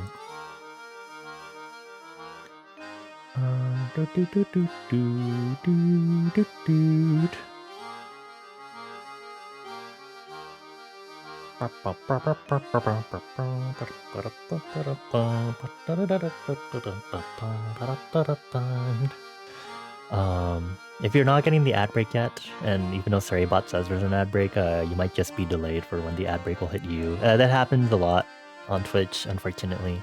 Such is the case. Worry not. Feel free to let me know if you're unable to hear me because of the ad break. I love to yap about this stuff because I like to talk about learning stuff because I do art and music and graphic design. I do a lot of things in the visual and performing arts. So it's always fun to help others out and figure out where we can grow together. I guess with FL Studio, do you already have FL Studio, I'm assuming? And I guess... how can I help you get an idea as to how to better navigate this program? I guess if you were to like ask one thing and then all of a sudden I vanished off the face of the earth, how can I help you out? I'd love to help you out. I understand this DAW pretty well because LMMS is freeware that's meant to be based on FL Studio to some extent. So me transitioning to this program wasn't too bad because a lot of it was pretty similar. It was just a lot of hotkeys and shit. Hi Dark, thank you for the quiet hello, I hope you're doing well. Happy Monday/Tuesday. I don't know what it takes to be a VGM composer, really. I didn't talk about this earlier, but I think yesterday coming up to today, I finally had the realization that I'm a digital fusion composer because I have a lot of video game influences, but a lot of other influences from things like house and a lot of other EDM genres like trance. And because I love chiptune a lot and like working a bit with planar waveforms and presets that come from subtractive synthesis, I was like, oh, maybe digital fusion works for me. You have FL Studio you're just watching, but if I have any free VST Rex, you'll take them. So a lot of the music that I've been making so far on FL Studio is using the default plugins that are available in FL Studio. I think it's just a matter of knowing, even with, I think it's a good sound designer can also work with basic default stuff, and it's just a matter of using the plugins that work with you. Unfortunately, I don't think I can think of any special VSTs that I have. If there's anything in particular you want to know VST-wise, feel free to let me know. And maybe I happen to know something. I am able to recommend some more effects side VSTs, if anything, that I've been using. And maybe we can discuss those. And also, thank you for the follow. I hope you continue to enjoy your time here in Little Space. I guess with some plugins that I like to use, there's this really cool one that's free from Aberrant DSP. It's called Lo-Fi Oddity, and it's actually like a sampler board of some of the VST, some of the DSPs that they have. So we have a corruption dial, because a lot of Aberrant DSP's stuff is based on kind of getting that lo-fi, retro, old Windows, old technology, loss of information sound that you get, file corruption, stuff like that. So we have a corruption dial that increases that amount. This one, this Lo-Fi Oddity plugin was released before they released their reverb plugin. So this is Lo-Fi Oddity by Aberrant DSP. This is tape, which makes causes some pitch distortion. And then this comp one, I forget which one it's from. I think it might be from Shapeshifter, but it's for post-processing, composition, and gluing things together. Here, let's do a demonstration of the effects. So turning on the corruption dial.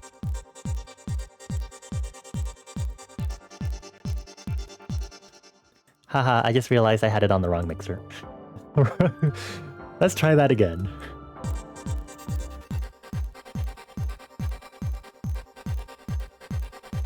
When you put corruption at really high amounts, you actually get a glitching effect.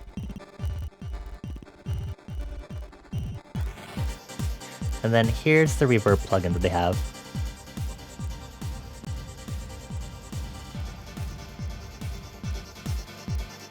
And then this next one is their cassette tape-like one.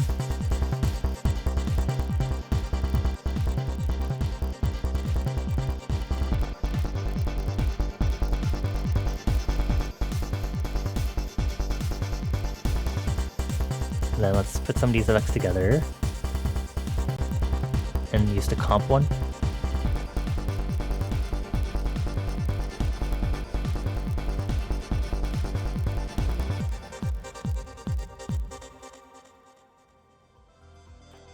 So Lo-Fi Oddity, again, it's free from Aberrant DSP.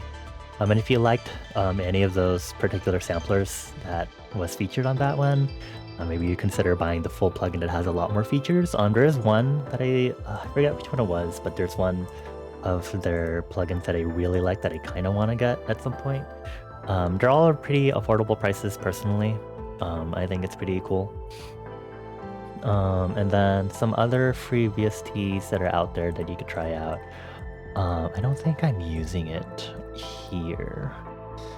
Recently I've been doing some songwriting on stream and I used this one here. So Kilohertz has a pack of essential plugins. Actually, I am using one of their Essentials plugins on the current Music Monday track, but one of the plugins that Kilohertz Essentials offers, which is free, all you have to do is just make an account, really. It is their tape stop. It was really cool because I just needed a basic tape stop. So tape stop does as you would expect it to. It's pretty quick, it's pretty lightweight, it's not too hard. If you know how to do automation stuff, you can do some silly stuff. So it just makes it imitates a cassette tape stopping and starting whirring wind up. So right here, for example.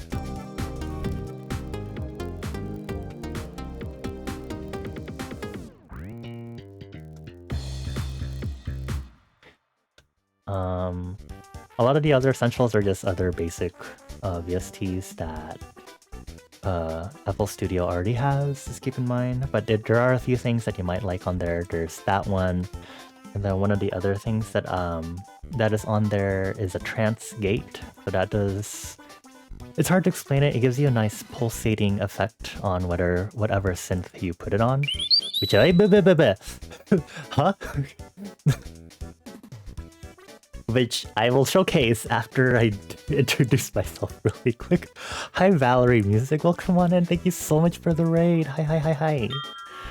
Thank you for the follow, welcome on in. Hi Raiders. You just caught me while I was explaining some basic VSTs, some free, specifically free VST plugins that you can find on the internet and stuff. Um, Thank you so much for the raid. I hope your stream went well. What kind of music were you working on? I'd love to know. And for those that don't know me, let me introduce myself really quick with my handy dandy raid screen. Doo -doo -doo -doo -doo. Hi. Hello. My name is Bonnie. I go by they, them pronouns, and I'm a silly little fire elemental in liminal space. Online, I'm mainly known for being a multimedia creative because I do illustration, music production, graphic design. I do a lot of other things. A lot of the assets on my stream are also coded by me using HTML and JavaScript. I do a lot of stuff. Most of my friends know me because I do illustration stuff, so I do a lot of character art of OCs, Sonas, VTubers, fan art of video games, and webcomics. If you know One Shot, I did fan art of One Shot quite a few years ago. I don't know if my Hollow Knight sketch will show up anywhere. We're going to ignore that, Peach. Ignore that.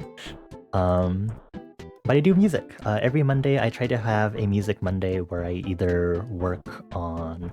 It's mostly been, this year, learning to use FL Studio because I just bought the program, and it's been a lot of trying to understand how to better work with this program compared to the previous program which I used, which was LMMS.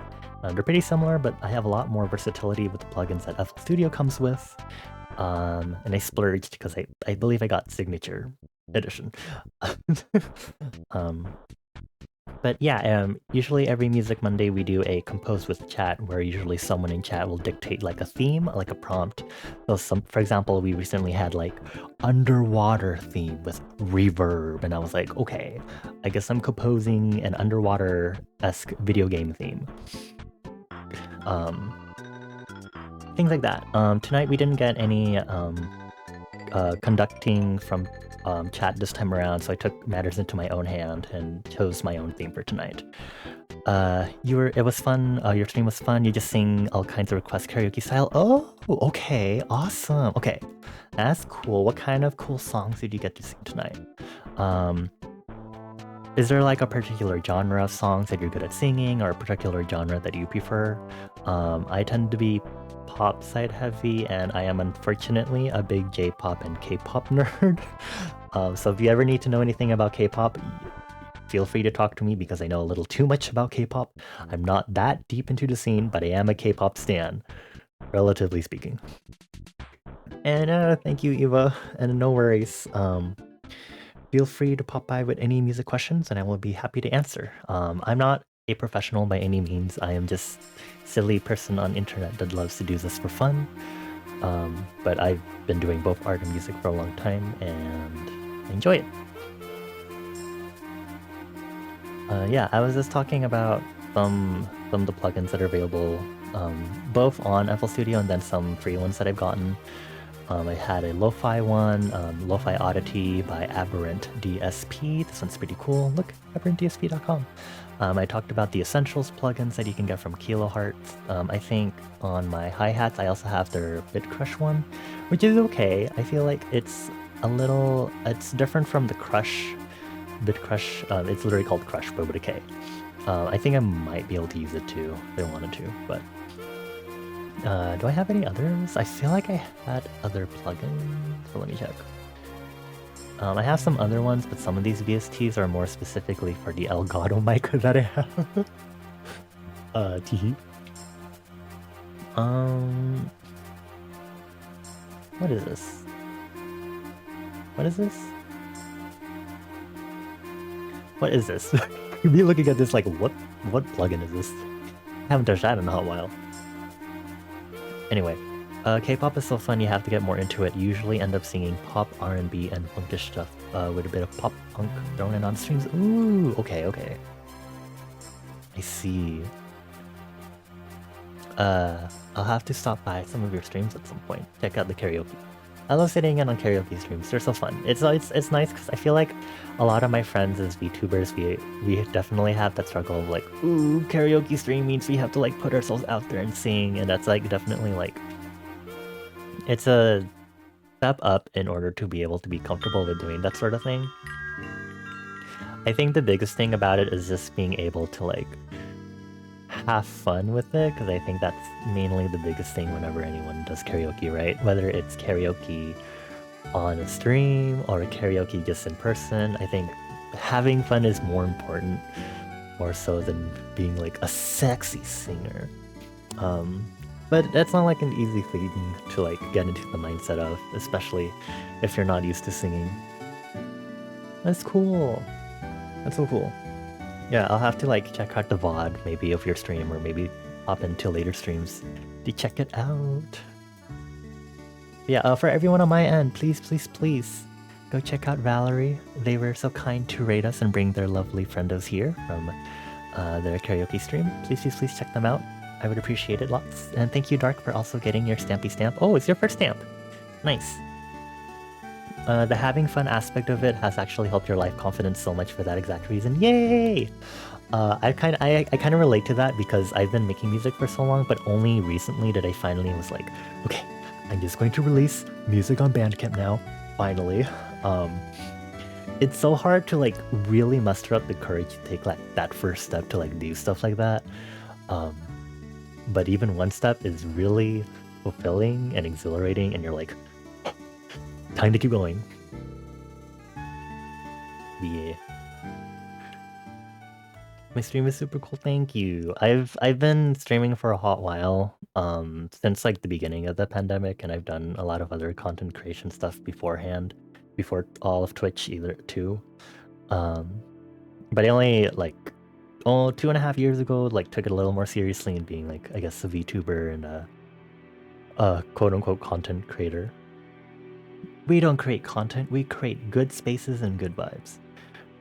That sort of thing. Oh, I should also say, and also thank you for the follow. Sorry. Thank you for the follow also. And I should also say, for Valerie and anyone that came along with the raid, I do need to emphasize this. If you need to get some food, water, or rest, please make sure to do so. We will be here making music, bopping around. So if you would like to lurk in liminal space with us, or maybe you want to step out if this isn't your vibe or you have something to do, absolutely no pressure for you to stay. I want you to make sure you get lots of rest. Please, please, please, if you need to get a bedroom, feel free to get a bedroom in our inn. Otherwise, feel free to chill with us. Hold on, I have to answer this message. Okay. So for tonight's Music Monday, we didn't get a particular prompt, so I took control of what tonight's session would be like. This past weekend, I was kind of brushing up on the basics of sound design again, because I was like, I want to learn FM synthesis. And I will get to that at some point. And then recently, only today, I was like, I learned about granular synthesis, which is basically you're chopping up a sample into really tiny bits called grains, and you're kind of like, it's really like choppy, glitchy-esque sounding, and you can get some really cool sounds out of it depending on the sample that you're chopping up and how you handle your granular synthesis plugin. So I used a simple 3x oscillator in FL Studio. Simple additive / subtractive plugin that is really annoying and loud, but I made a chord. It's almost a ninth chord. It's a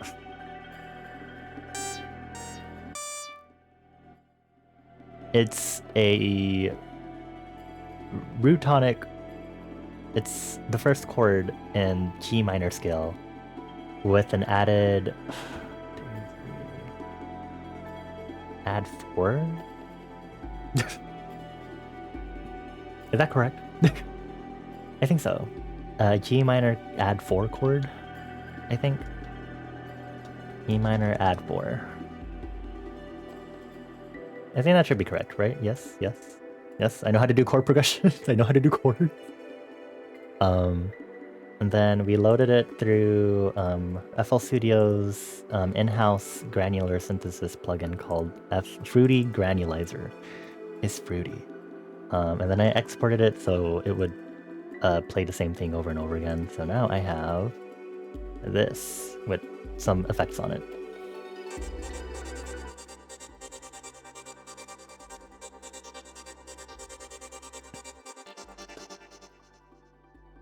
And I just realized that unmutes a lot of things that are on here now, so I need to mute. Oh, mute. Cool. Fruity indeed. It's so funny having all the plugins and all of the either the synthesizer, the VSTs of synthesizers or effects plugins are all like fruity something. Fruity balance, fruity chorus, fruity delay, fruity reverb, fruity parametric EQ. Okay, so I think I just finished adding in these glitchy piano chords to accentuate the chord progression that I have.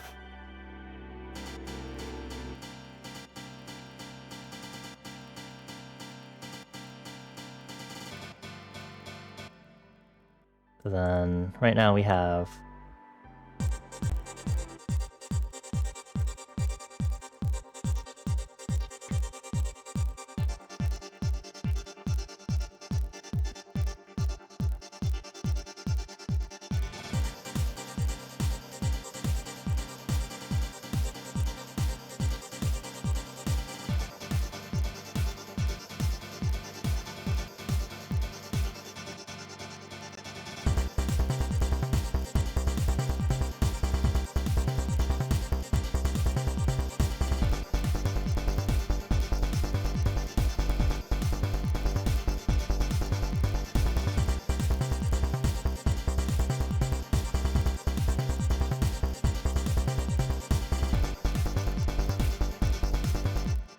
okay, I think I want to add a drum fill here, so what I'm going to do is add a new pattern.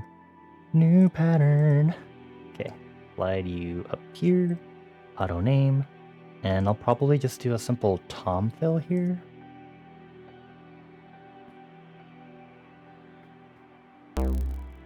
The electric tom.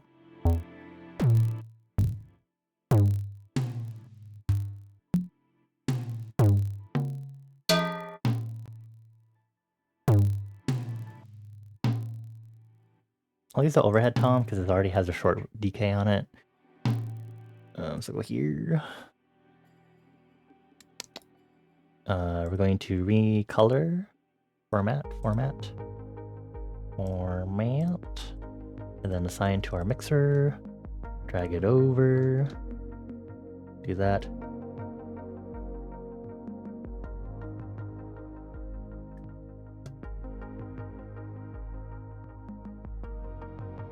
And then I think here I'll do a close that. And then I actually have to do a note pitch. Oh wow, what the? This opens a MIDI piano roll? I've never opened note pitch on the channel rack before. Velocity and panning only, maybe if anything. But there's release velocity. Okay. Still discovering how this program works. Oh, I can use, okay.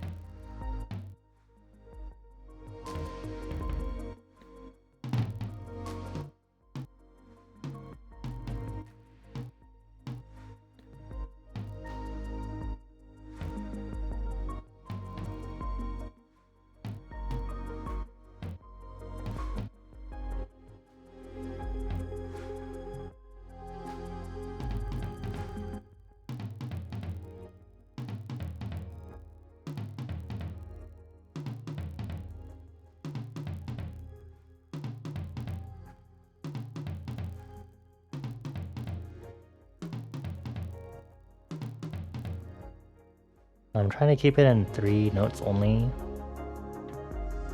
I don't know how many. I don't think there's usually that many tom drums on like a drum kit anyway. I think 3. I think it's probably 2 if anything. I mean, you can have more. Jesus Christ, is a really complicated drum kit that just pulled up Google Images. Anyway, point being, keep specific pitches because what is it called? What is it called? Tom drum pitches, sorry.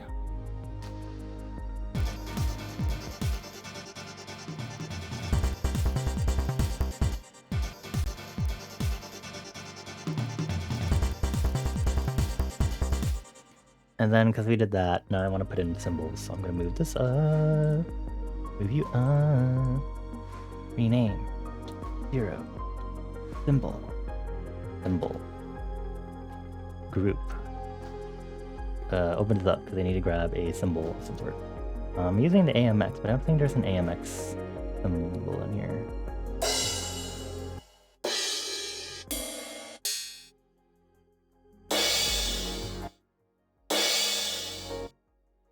Sure, we can use this.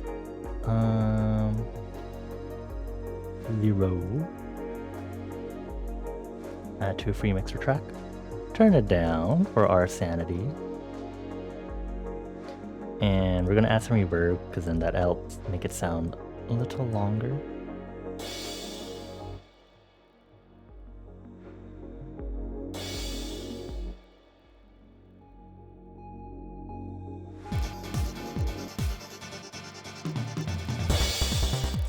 That's still really loud.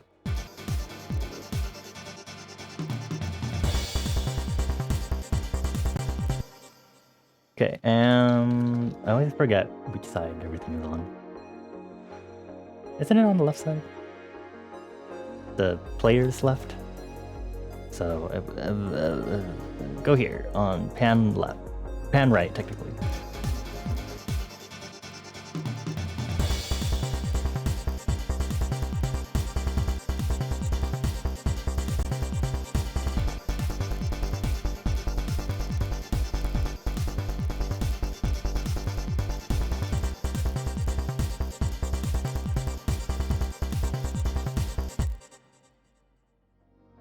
Cool. What do I want to add? Should I start adding more?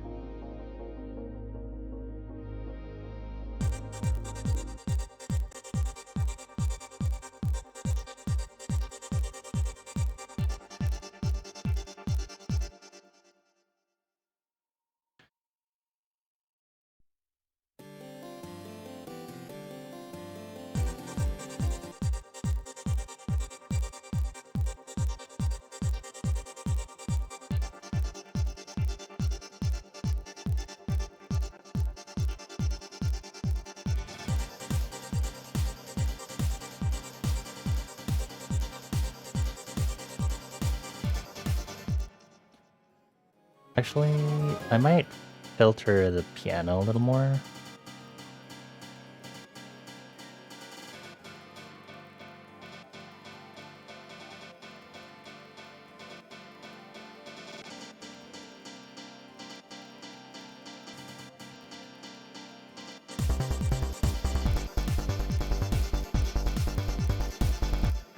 Then, as much as I just recently learned, because of upper frequencies and upper harmonics and overtones, I should be a little careful with doing low passes on my basses too.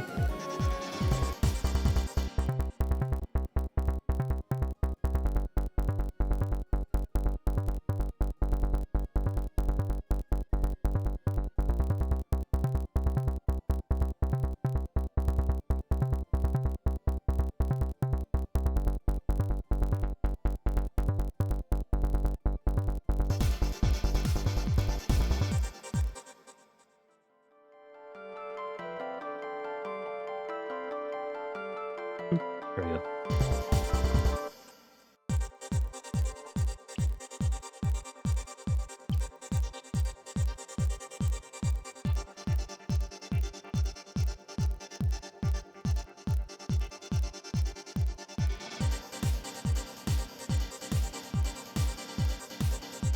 Okay, I'm gonna start adding a 3x oscillator and play with that.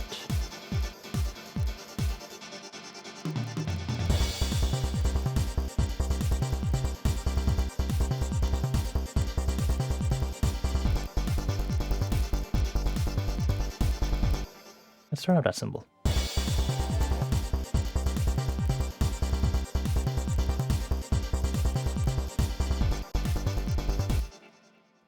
A little more decay, if anything.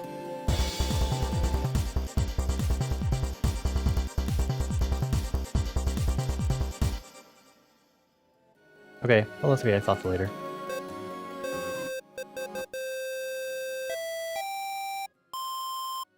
Wow, a square wave.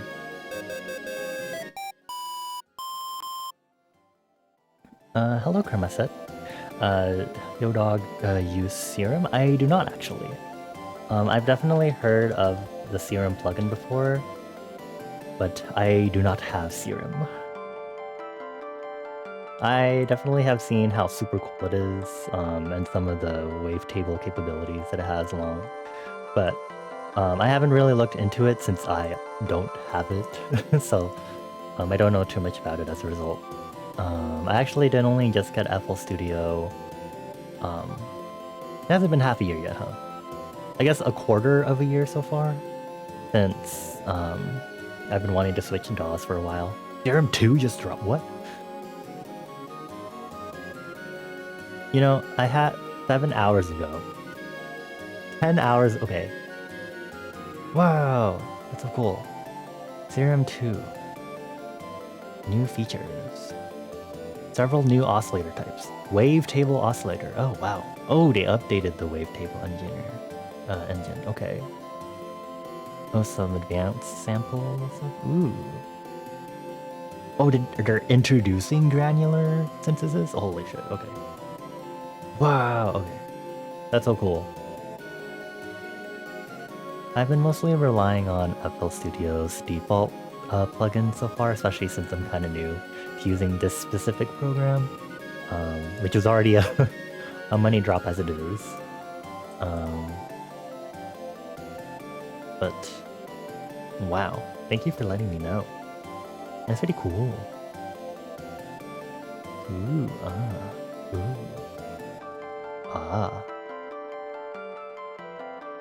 Why is there chaos theory in this LFO screenshot?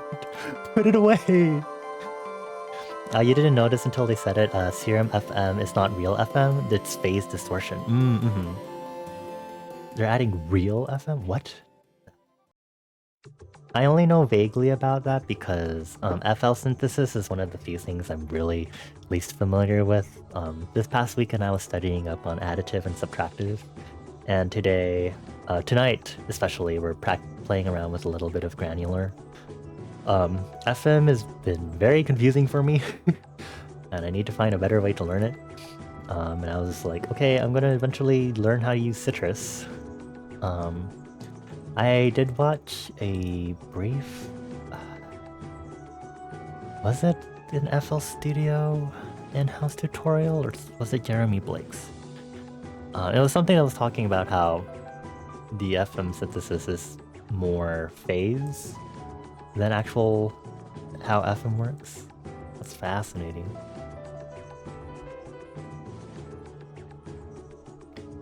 How much is this?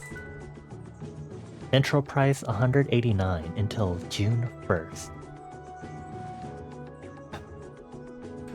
See, I would, but I think I paid a little around that much, if not a little more, when I first bought FL Studio anyway, so I should probably not splurge again just yet. It's kind of funny because I was actually about to splurge on a direct wave pack for instruments, and then I discovered that Flex default presets exist in this program, and I was like, oh, that works just as well. It's rent to own on Splice? Oh, really? Okay. Okay, that's another reason for me to check out Splice. I know Splice. I've recently been noticing Splice exists. I'm not necessarily someone who uses sample stat crazy much, because I rely a lot more on basic presets and some simple waveform subtractive synthesis. A good old square wave, your little beep boop. But I have been wanting to look at Splice a little bit to get some good, see what kind of good samples that they might have in regards, not really vocals, but more so I guess, maybe percussion, but also like Foley also. Still stuck on Serum 1 on Splice rent to own? Okay. Well, I think Serum 1 would still be a good starting point, because I think trying to learn an entirely new plugin regardless, I think I would love to work with the basics. I mean, I'm sure I can learn everything in Serum 2 also, but that's fascinating. After paid it off, you can update it. Ooh, okay. Interesting. I'll keep it in mind. I don't know if it's fully high priority for me to necessarily get a super cool, sexy synthesizer with multiple synthesis options. But if I ever find myself in the need of it, then I'll definitely check it out. What was I doing with this square? I have a square. Do I want to do subtractive on this? Sure. Let's see what'll happen.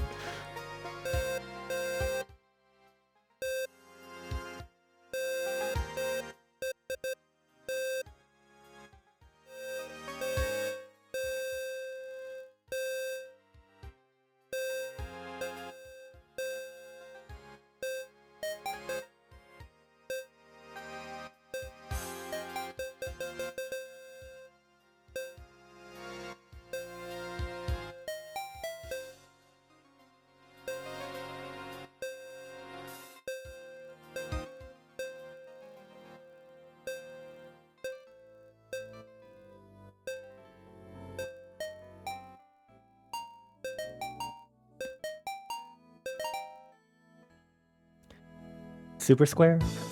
Am I really gonna super square this thing? Super square, here we go. Do that, sup, thank you. A little bit of... Oh wait, that's not the right one. This is... I was like, that's not the right thing for fine-tuning.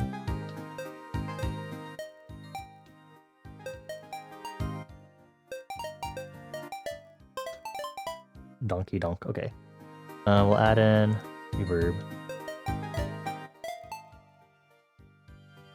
Actually, no.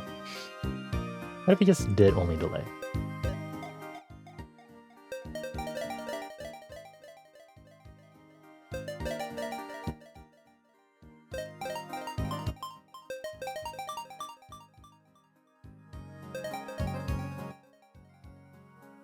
Ooh, maybe I should do an ARP. Okay, we're doing an ARP. A plucked square ARP. Teehee. Ooh. We'll make it blue, same color as the piano, because it's technically helping to delineate the chord. Auto name clips, thank you. I should try to mess with physical modeling synthesis in the future. Sakura is a FL stock that can do that. Ooh, okay. I'm like trying to slowly find the time to like slowly learn each of the plugins that FL Studio has. It's a lot. It's going to take me a while to do that. Unfortunately.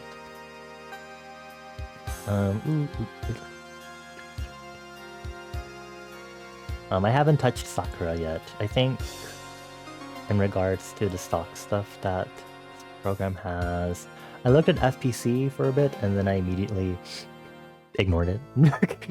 I was like, I'll just use the drum rack to program drum patterns.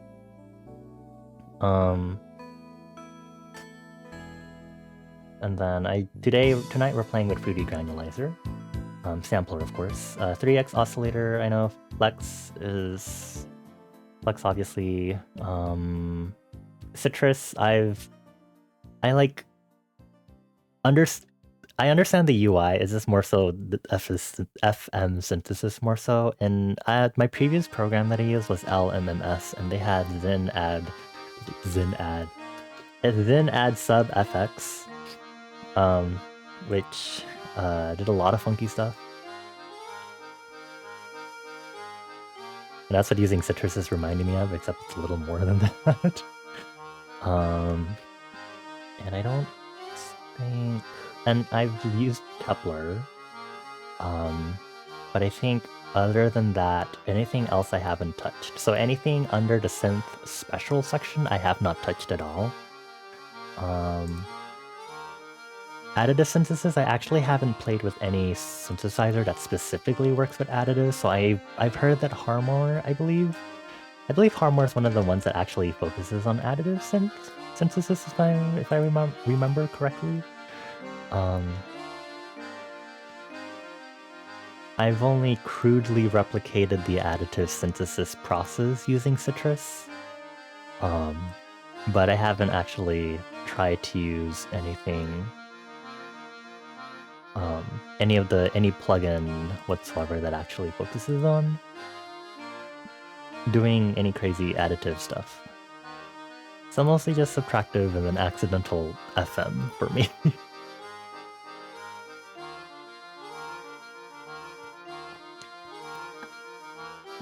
That rep.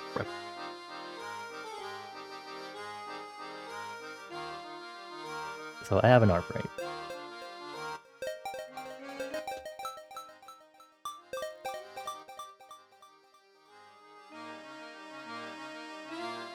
How's this song again?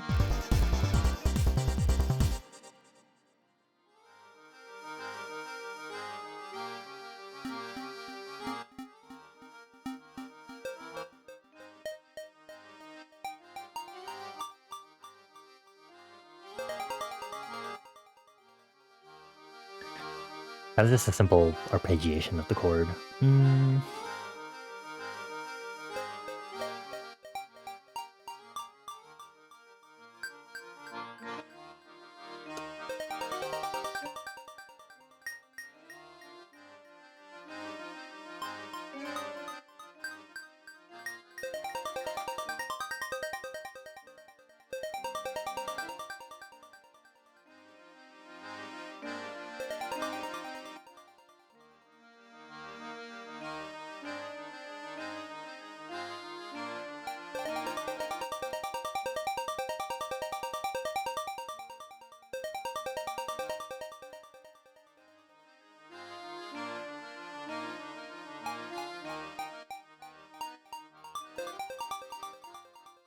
I think I should space out the ARP instead of doing full 16th note ARPs. A sparse one.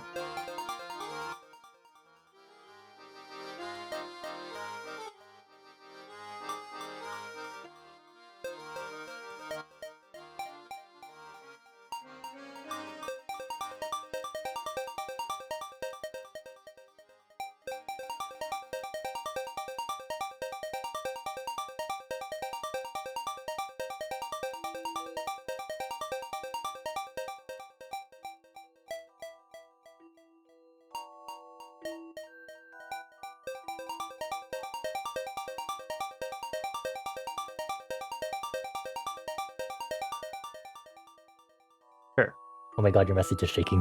What is making it shake? Is it the wave? Is it because it says wave? A native instrument razor is a funny additive synth by definition because it can legit... Jesus Christ.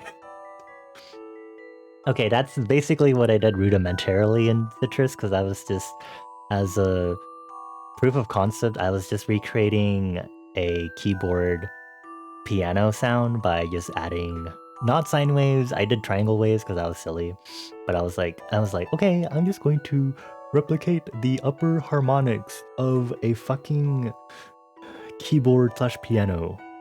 You're telling me that can do 300? Jesus fucking Christ. Hold on. Razor. Wait, FL Studio.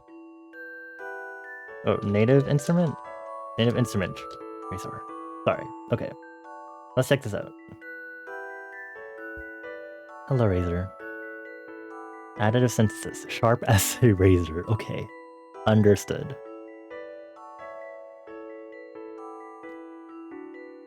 Are all of those lines... Is that what I think it is? That's... okay. Jesus Christ. That's actually really cool. But also really scary. And also, I'm kind of concerned as to what that'll do to my PC. Oh, I love hearing about these plugins. That's so cool. I'm not one who like really buys that many plugins, because I like to work with what I have. And also samples. Silly 320 total? Gods. I'm so worried as to like how this would work. How would you do on my PC? I already worry enough whenever I play video games as to how the specs would be. This PC cannot run Elden Ring. Just for reference, it does not meet the minimum specs for Elden Ring. By the way. Ooh, these actually 320 partials. Oh, that can make such a beautiful piano. Yes, I really wanted it to. Oh my god. Oh, it's probably oscillate that triggers the shaking effect. Huh.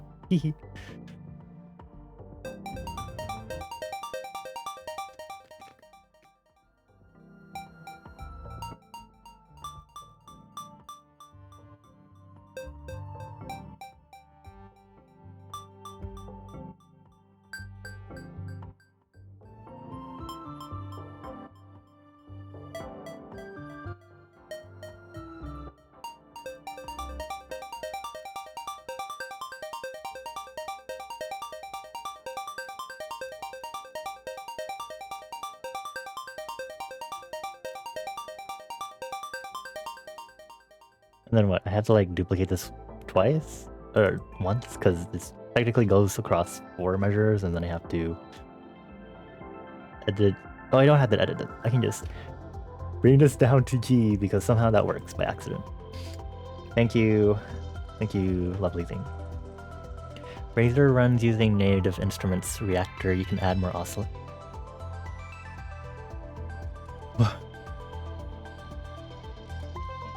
What do you mean by more? You don't mean more as in like more than the 320? You don't mean that, do you? Oh, is reactor a virtual modular? Is that what this is?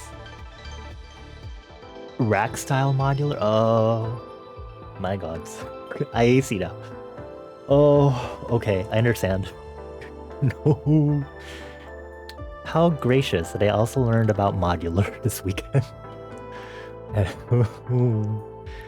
That's horrifying. Oh, that's so horrifying. Hey Bonnie, Bones and Coley crashed Prowlermon. I was seeing the notifications. I have no idea what that was talking about. What do you mean y'all crashed? Okay, I guess not you, unless you also participated in that. Did you? What did you do? What did y'all do? What did they do? Sorry. Cooley's trying to evolve a King Gambit? Okay. I guess I should explain my music background also for you, Cremasette. Also, feel free to let me know if you have a particular nickname or alias. Or if I'm pronouncing your username incorrectly, feel free to let me know.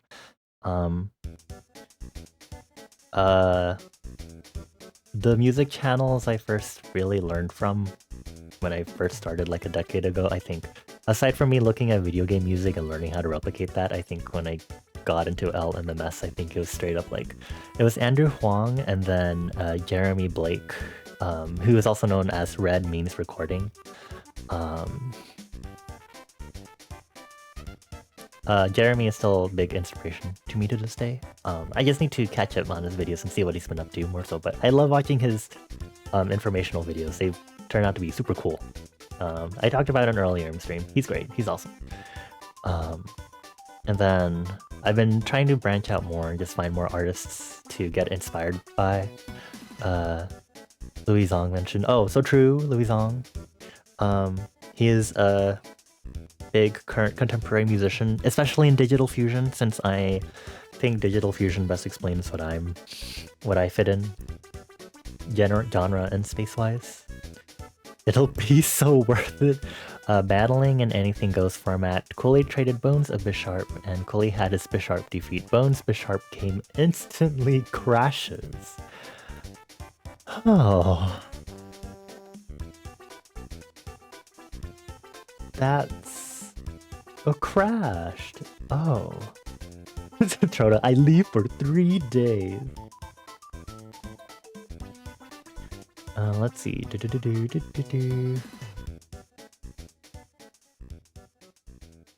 see. Hold on, I want to see. A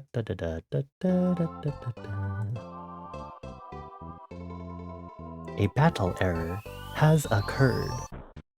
Or the particle stains. Interesting. You watched a lot of AU5 Virtual Riot.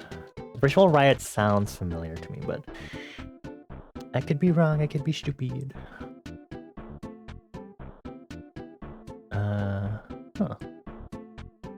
Have I heard any stuff from Virtual Riot? Probably not. I'm very K-pop adjacent, unfortunately. So it'll be very rare if it happens to be a Western scene EDM artist that I'll actually know, unfortunately. Decibel Record also does song breakdowns of their releases, so you watch those videos a lot. I see. I do enjoy a lot of music theory, so even though I'm in the K-pop scene, there's this channel called React to the K that I watch, because it's classical musicians reacting to K-pop songs, and they'll specifically talk about music theory and stuff, and I'm like, ooh, this is great for me as a composer. As someone who enjoys learning about music theory and employing it for composition. And then I guess I follow a lot of video game adjacent accounts like 8-bit music theory, and any videos within that general realm for more studying video game composition music stuff. Since I watch Andrew Huang, do I watch Rob Scallon too?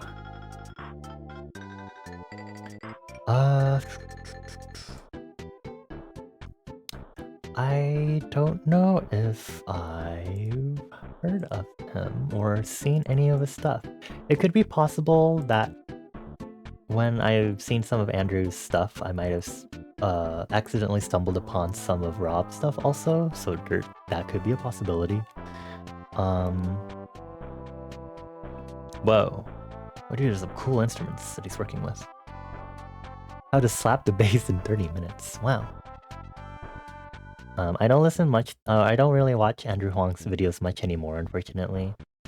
I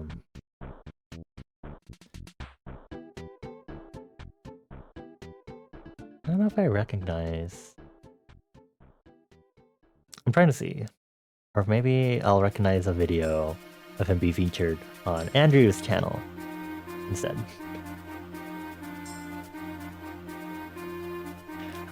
You're interesting that it says battle error. The guess is that something about the Bisharp evolution, the triggers that triggers after. Oh, that jump scared me. You can't breathe. Hold on. The triggers after defeating another Bisharp 3 times, so possibly the game is logging it in a fucked up way. I guess that would make sense. You're low energy right now, so you're gonna go back to lurking. No worries, Mika. Absolutely no worries. I know I saw what you were talking about in Soup. I will respond to that at some point. But please have good lurk. Enjoy your Minecraft, unless the server is fucking dead forever. Waiting for Andrew Huang to make a video on Serum 2. I'm wondering if Jeremy Blake, Red Means Recording, will also make a video on it. What if he did? I've been noticing that Jeremy's been doing a lot of review videos since I've been looking at his stuff lately, but he also just does his usual long format,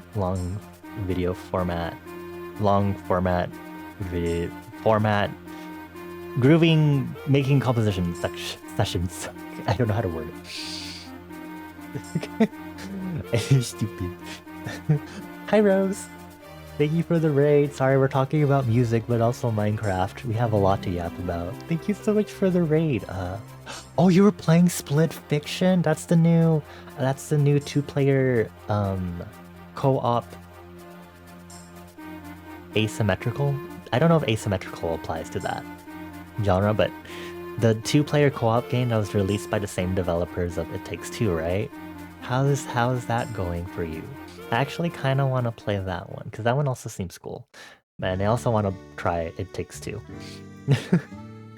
I hope the raid went well. For anyone that just hopped in with the raid with Rose, if you don't know who I am, my name is Bonnie. I go by they, them pronouns, and I'm a silly little fire elemental. I'm a multimedia creative on the internet that does illustration, music production, and a lot of other shit. Yeah. We're currently doing a lot of yapping right now.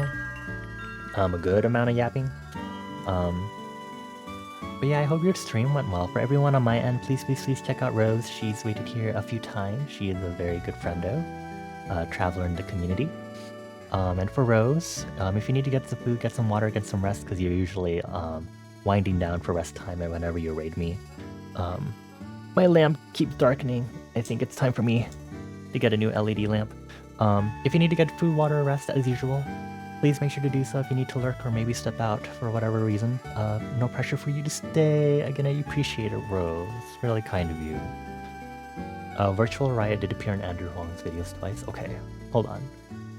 We're going to do a deep dive, but I also need to close all these tabs just in case they try to explode. Hold on. I can use my playlist to check around what year I was really heavily into Andrew Huang stuff. Where's my playlist called Silly Things We Like? Here it is. Here it is. Okay. Oh, that Aberrant DSP plugin, Digitalis. Okay, I would buy effects plugins, maybe. Not necessarily synthesizers, but effects are very awesome. I'm a whore for lo-fi stuff. Oh my god, the Sick Beats video by Andrew Huang was from 8 years ago. This video, I really enjoyed. This is 8 years ago. Oh my god. So there you go. That's like a general timeline for you. So when I was really listening to or watching Andrew's stuff. That's crazy. That does align with my general timeline of making music though, since I started basically 10 years ago. That's crazy though.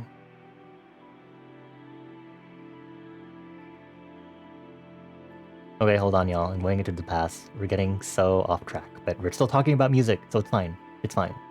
Tonight is it's been a chill learning weekend and we're continuing. Freezing and boiling on microphone, okay. Okay.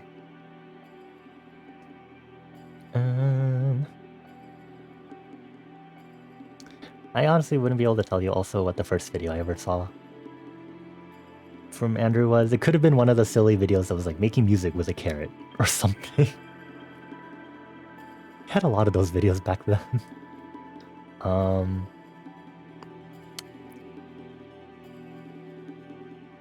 Level 5 care, that one sounds familiar. FM synths and other 4 minutes. What the heck? A piano dropped from 20 feet.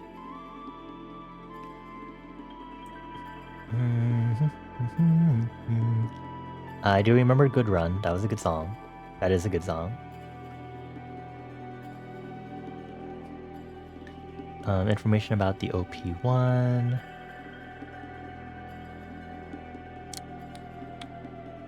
More about the OP1. Rob Scallon also pops up around this time. Wow. But maybe it's just possible I didn't. Hold on. Hold on.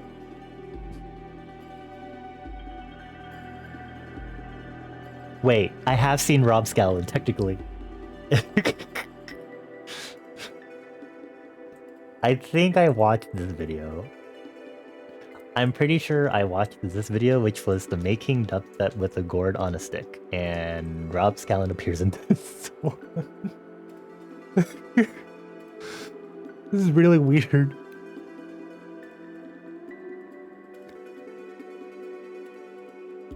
This is like that time I got on Twitch because of Lily Peachy specifically, and then I learned as that was happening.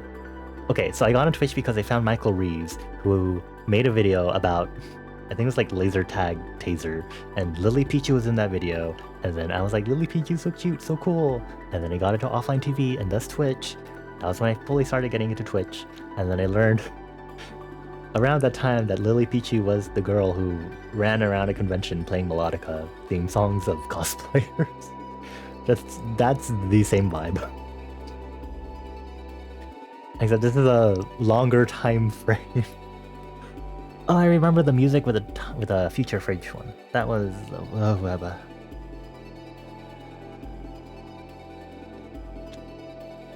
y'all are giving me like the weirdest like whiplash ever. Stop it.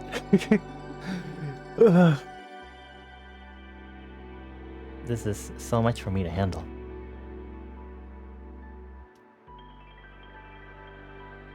So much history.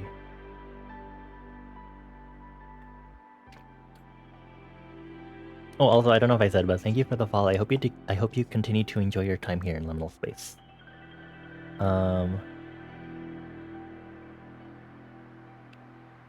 Anyway, yeah,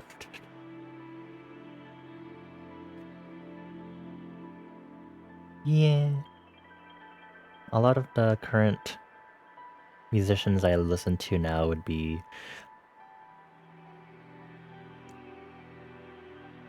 Aside from K-pop, in the really indie digital fusion scene, happens to be a lot of furries, because Red Means Recording / Jeremy Blake is one, and then Nobonoko also happens to be one. More primarily so. But I do love Louis Zong's stuff. Super cool, super awesome. Actually, I listened a little bit to Newfory. I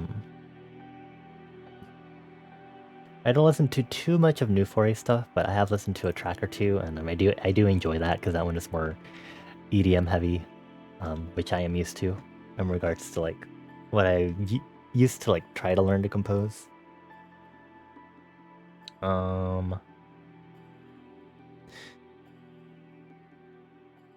Yeah.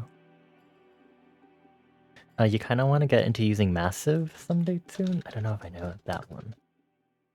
Massive, polyphonic software synthesizer. I'm learning so much tonight. And we have an ad break, so now I can't respond to Rose. I'm sorry, hold on. Oh, virtual analog, okay. The synth that defined bass music. Oh. A sonic monster.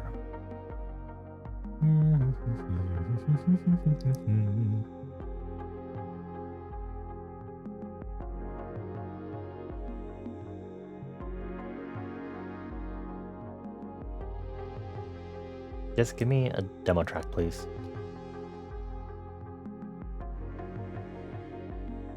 Wow, that's intense. Okay, that's enough. Oh. Dubstep is very far from where I compose, but I also want to learn dubstep techniques so I can increase my variety of nonsensical sounds that I can work with as a Digifu composer. Massive and FM8 are two of the synths you want to learn? Ooh, I see. I just want to figure out Citrus first, before I figure anything else out. That's pretty cool. Well, I guess aside from Citrus, I like using a lot of natural instruments because I first started using Anvil Studio, which is using default MIDI libraries, mainly Windows default MIDI sound font. So I used a lot of those natural orchestral instruments and stuff, and so I tend to gravitate towards those a lot, as it turns out. Hooray for discovering Flex. So I think a lot of my bigger journey would be to just continue expanding, learning how instruments are played in real life, and figuring out how to kind of both work with that in composing and also compose in a way that incoherent to that, or silly fun times. Because then you can do some funny stuff, because it's electronic and digital. And you can be like, yeah, you're just going to play 5 notes at the same time. You're the single trumpet player. Perfect. Good job. FM8 is a synth that Skrillex uses back in the early days to make growls. Oh, okay. I see. Anything FM is so foreign to me. Soon, though, I will get a grasp of it at some point, I hope. Oh, the ad break is over. Welcome back, Rose! I'm glad you went. You took my advice, even though you probably didn't hear me, of getting food, water, and rest. But I hope your stream went well. I hope you're enjoying Split Fiction so far. I want to play that, but I also need to play It Takes Two. But it's not like they're sequels or anything, but I hope you had fun. I actually haven't... Oh, sorry for the yawn. I actually haven't seen any gameplay at all of that game. But I hope you've been enjoying it.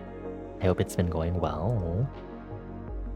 We're here doing music, but we've been yapping about music plugins and stuff because I like learning about plugins. expand knowledge of music. You have your own ways of making those types of growls now, but you want to learn the classic ways? I get that. Learning classic stuff and then finding alternative methods or figuring out how you can really turn those upside down. Very fun to do. Is this already transposed? It is.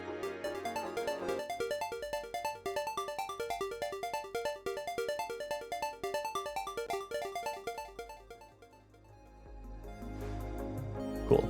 We were doing an arpeggio.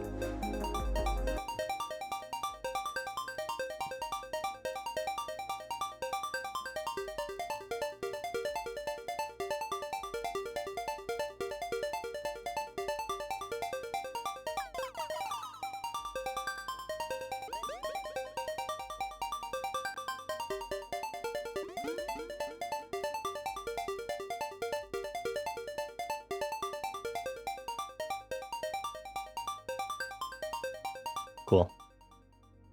How does this sound in context? It's been a hot while since we've been doing stuff on this.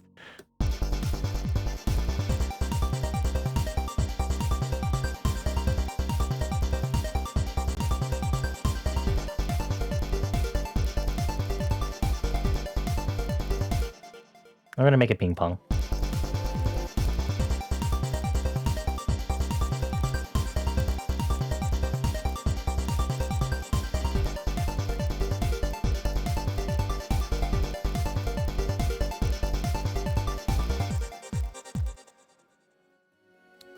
Okay, is it time to look for another fruity-ass plugin?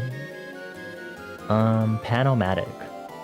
Oh, you can put an LFO on this. Okay, perfect. This is what I want. I can automatically have this.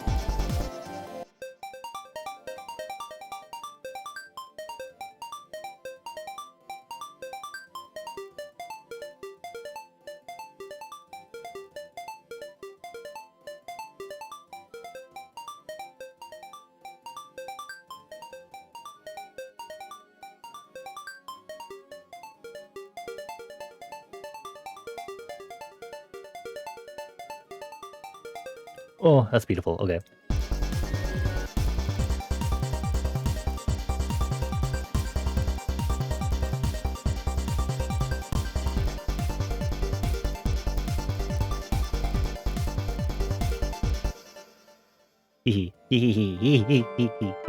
Sorry.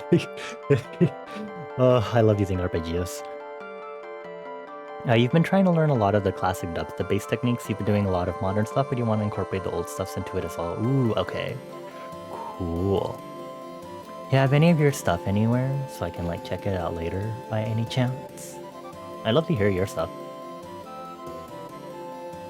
I love hearing stuff. Every time I hear stuff with dubstep, I'm like, oh. And then I've seen some of the demo projects in FL Studio when I first got this, and I was like, oh my god.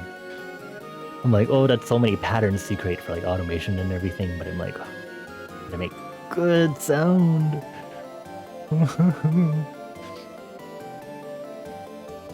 Your Spotify and SC use the same name as you? Okay, hold on. Wait, what is SC? Actually, this is like the second time this general weekend I've seen SC. Premise set.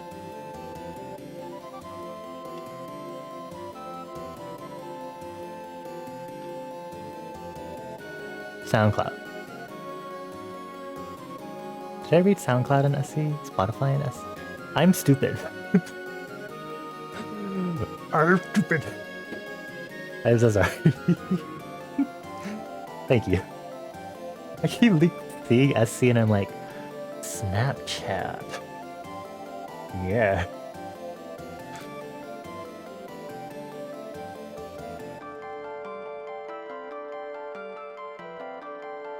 What if I follow you on Blue Sky? Because this will probably make it easier for me to remember. Hold on, let me put this in my saved ideas so I can check out your stuff. Everyone, go! Check their stuff out! Attack, go! Attack with compliments, please, specifically.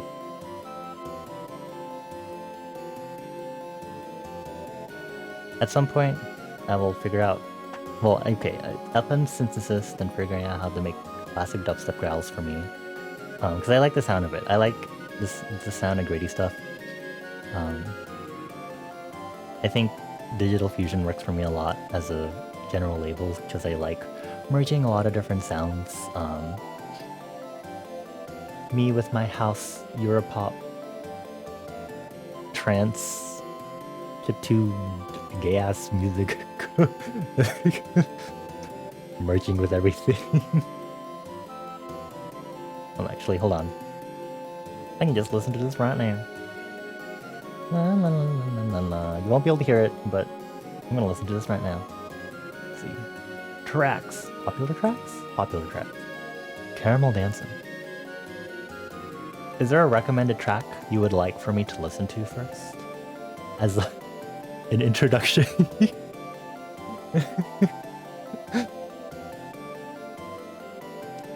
Don't worry, they won't hear it on stream. Unless you want me to specifically listen to it off stream, then I will.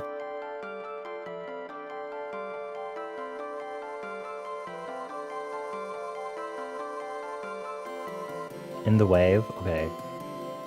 Let me just make sure I see it. Show yourself! Hold on, I might be stupid. Am I very stupid? The answer is yes. Am I so very stupid? It's a repost since it's a label release. Am I stupid? Maybe it's on Spotify if anything. I'll note it down in my thing and then recommended to listen first to In the Wave. Duly noted.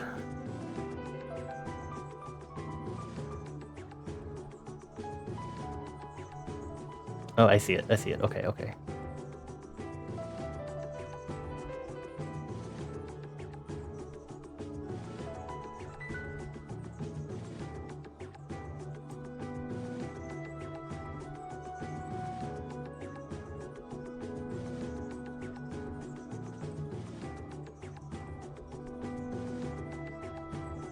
Okay, I just skimmed through it really quickly. How do I turn off my volume? I didn't realize I was still logged onto my old Spotify account on this. Volume. Oh, I'm stupid. Okay, I have not used Spotify in forever. I stopped using it like so long ago. You have recommended to me a very good choice. I was like, oh, synth pop vibes with a nice dubstep contrast in the drop. Very good. I'll have to listen to that more fully when I get the chance. Actually, what if I can't I just find that on like YouTube Music? Hold on.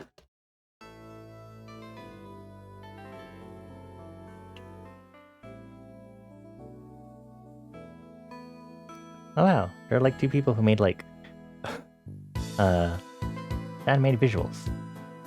Okay, well here it is. So I'm gonna put this on my watch later. Thank you for sharing. It's always cool to see other people's music stuff. I love being expanding my musical palette. As much as it's been expanded and how much I've been given country music every time we have community built playlists and people are like, put a country song on because it technically fits, and I'm like, okay, we're listening to more country.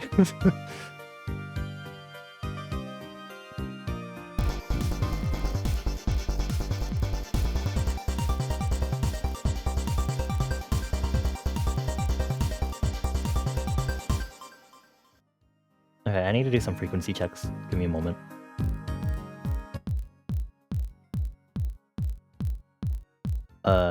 There's a thing I saw. Frequency splitter. Not that I know how this works, but...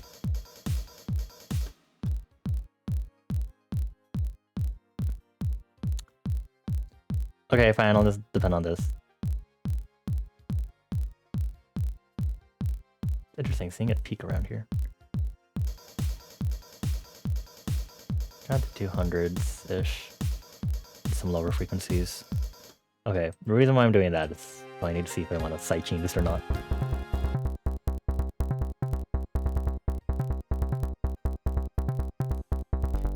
Yeah, I don't know why I really asked myself that. Okay.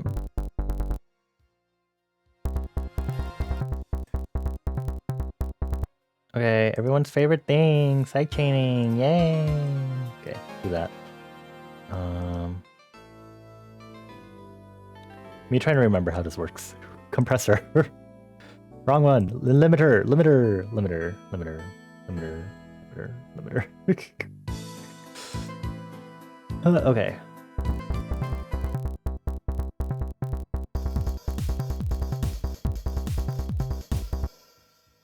Okay, do this for me.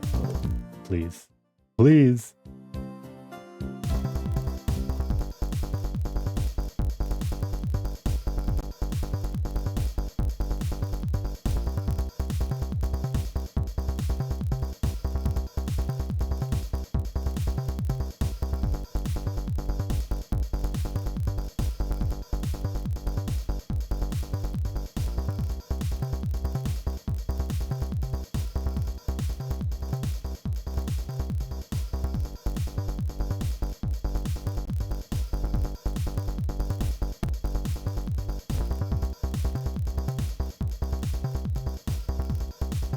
I do like that heavier limiting sidechain, if anything. Fruity limiter is one of the most aggressive limiters we've used. Honestly, I don't do sidechaining that often. I know about it because I learned from LMMS tutorials, which were mostly like EDM based, and I do it a lot more now because I'm like, I should be a lot nicer to my spectrum, my frequencies. I should get better at mixing in general. I'm not too familiar about like how far you'd be able to like push this thing. Well, that must be pretty cool, I would think.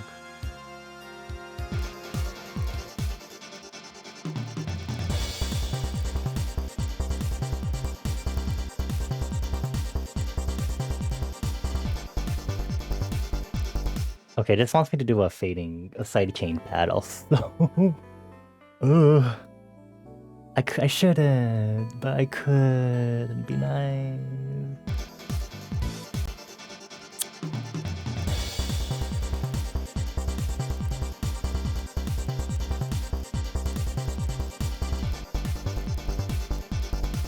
Okay, let me turn down the sidechaining on this, if anything.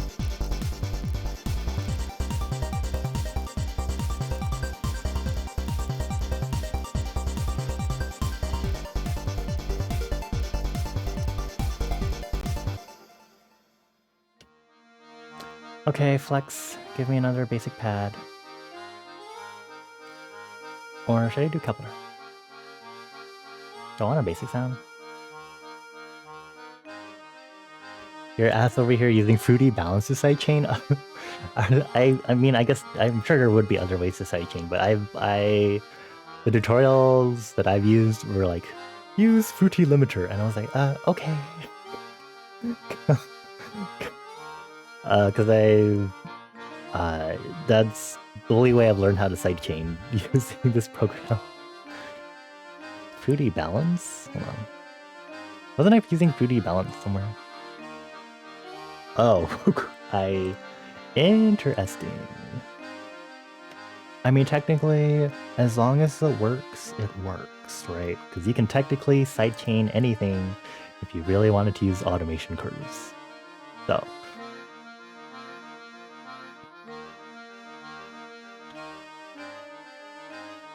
Let's see, how do I...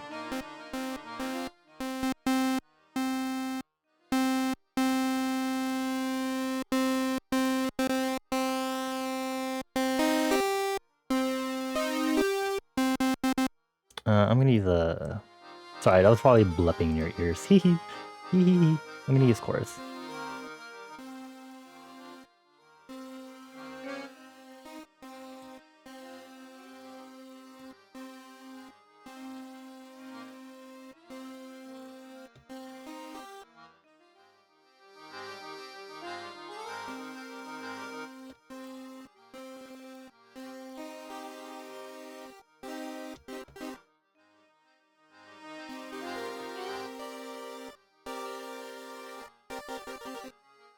The classic chorus thing works better. Fair. I don't know if I wanted to sound more sci-fi.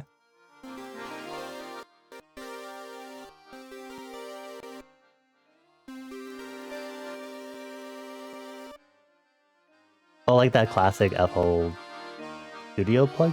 Is there a classic one? Vintage chorus? I do see that there's vintage chorus. If it'll open. It is taking a hot moment to open. Why is it taking a hot moment to open? Imagine this crashes my project. I don't know when the last time I saved was. Oh, no, there... Oh. Why does... it opens, the UI is similar. Hello, Juno-esque. Okay. Understood. Let's see how this works. Wait, I had to turn it on.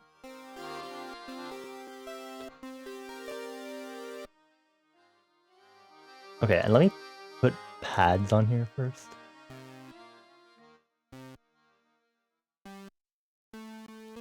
Our stupid ass G minor add 4 chord.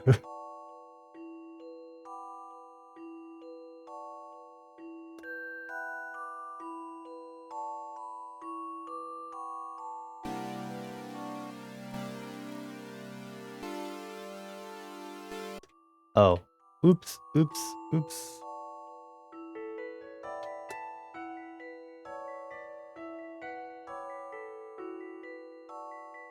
Actually, wait. Oh my god. This program is so key smash phobic. I can't key smash anything in this place. Okay, there we go. Preset time, as you say. Ooh, presets.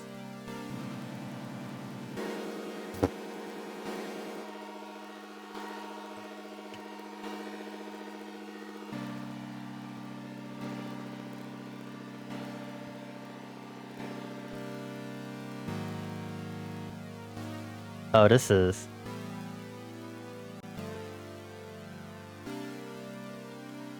Why is it yellow?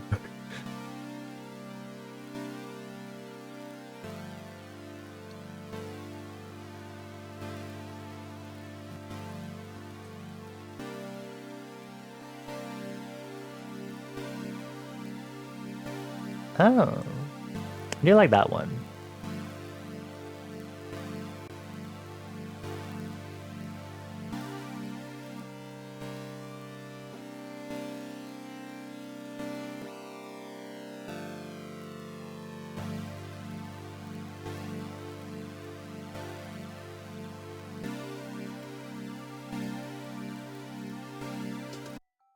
Okay, interesting.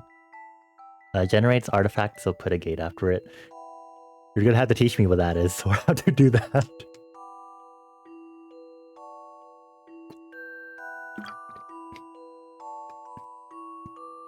Mixing, mastering knowledge, non-existent in this brain. I mean, I understand conceptually what you mean by it'll generate artifacts and to do a gate for it, but then in practice with what plugins, I guess, is what I'd need to know. They like to generate artifacts for some reason? Interesting. Okay. What is your preferred method to get rid of said artifacts? Teach me your ways. Your knowledge, if you will. Ooh, sorry. Is this where I play with Kiloheart's trance skate? Because I'm feeling silly and why not? Okay, how do I reset this? Just... Okay, I get it. I get it, okay.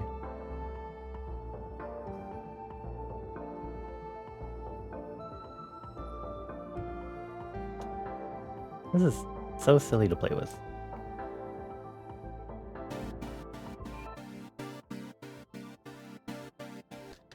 Just a gate? Okay. Sorry, Transgate is a different plugin that I happen to have. It does some silly stuff. Patcher has one. I have never touched Patcher. I am using so many new plugins today. Oh wow, what is this? What am I looking at? Is this a node-based? Ugh, motion graphics, jump scare.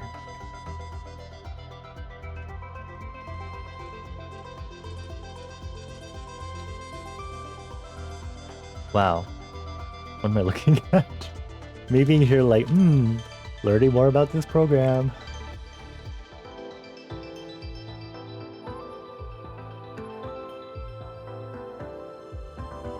Wow, okay.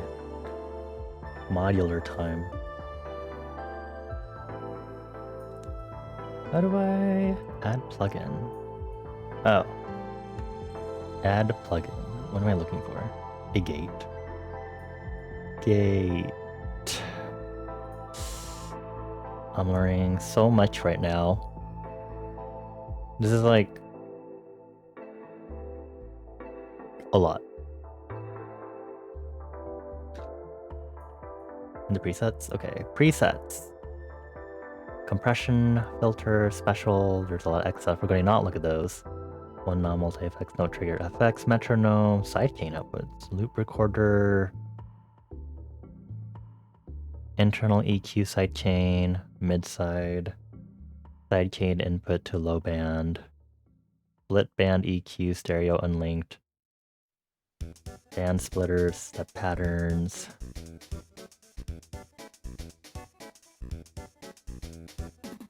Okay, now we'll look at the other ones.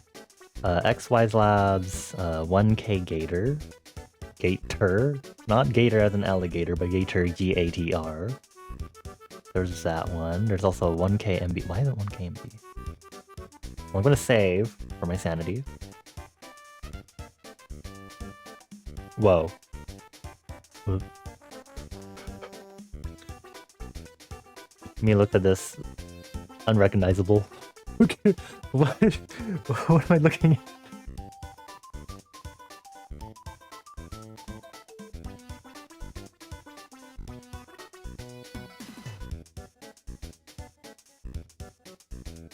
Gator, please, I barely know.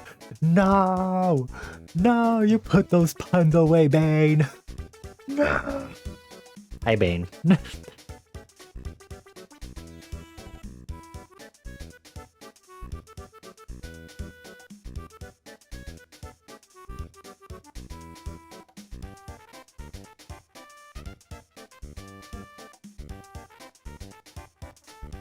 I don't really know how this works.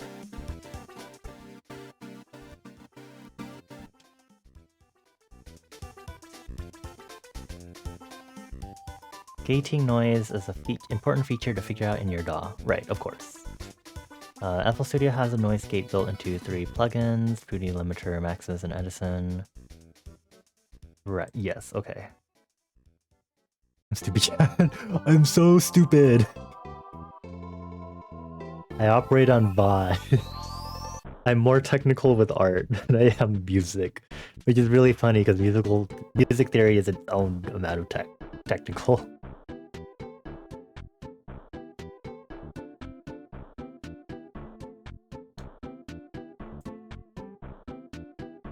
Use 3D limiter, put the ceiling up. Okay. I saw the SL limiter when I was at. Oh, okay, maybe that. You know, I'm also kind of stupid. I think my mic also has noise gates on it. Also, here, let's open up my Elgato Wavelook.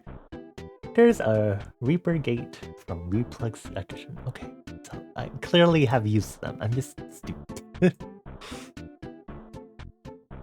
Thank you for bearing with me. Okay.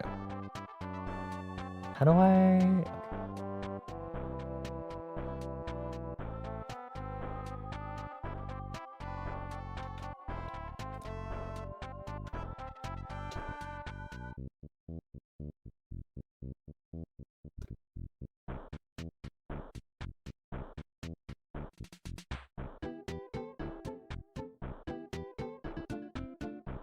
Low set threshold. Oh, this one. Oh, because this is for the limiter. Right, okay, I understand now. Sorry. Okay, sorry. Okay. We're serious here. What would be the noise? What's like the threshold of the noise that the what is this? What am I using? That vintage chorus produces? Or like what's the general good? I could actually I guess I can just study the waveform myself and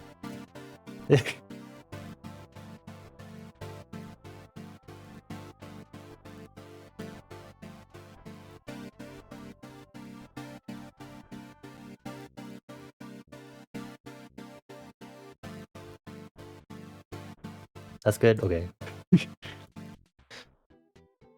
Thank you. Thank you for teaching me more. I appreciate the knowledge. Only seriousness here? Yeah, I'm sure it is. Hi, Rook. It is actually Rook using the staring emote. It's really funny, Rook. The other day, Fly High stopped in and used that staring emote. So I saw that it was Fly High. My name in RAM. My mind in RAM was like, okay, this is Fly High. Read Fly High's message, saw the emote, was really confused as to whose emote this was, clicked on it, /hovered over it, saw that it was from your channel, and immediately replaced that RAM entry with your name. And I, instead of saying hi Fly High, I said hi Rook. And I immediately realized what I said, and I was like,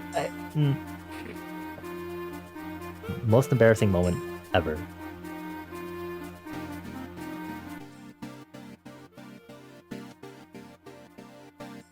Actually, I can just do that. Am I actually gonna sidechain this? Remember, friends, I am stupid in different ways. I may have studied science, and I can do coding and a lot of different creative stuff, but there's a little dupid in me somewhere. I'm ding dong somehow. Let me format this, because if I don't format the colors, I will scream. Torgy? Not really. Auto color. You usually make a sidechain bus? Ah, that's smart, yeah. I would usually make a bus for if I'm applying effects to multiple things, but since I kind of want to have a little more control as to how this is being sidechained, I guess. Hold on, let's see. Here, go in here. Thank you. Do that. Should I use the limiter also for that then?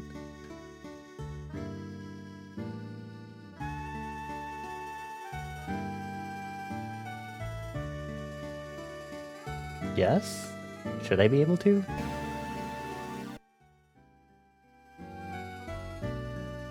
Okay, here, let's do solos. Control. Thank you.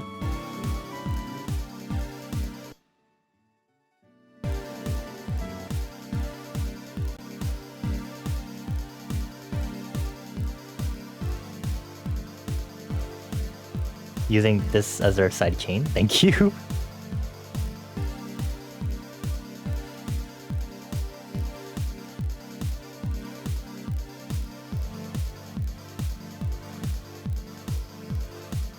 I mean, I could also just do this with an automation curve, if I'm being honest.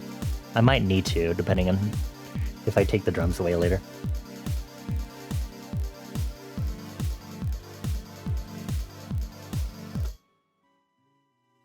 Sometimes when you do sidechaining, if you're feeling really ambitious, you'll do multi-band sidechaining. Whoa. That's something I think I've heard of it, but I'm not too familiar as to how you would do that. I don't know what the use cases are for it. I feel like there's a reason why I looked it up recently. I don't remember what my use cases would have been for that. Actually, well, I guess if anything, I like looked up briefly about like putting vocals and stuff and learning about EQing your instrumental to make space for your vocals, whether that's making sure your existing synths and stuff were EQ'd properly for that, or EQ the whole thing, which is a whole separate concern if you do that.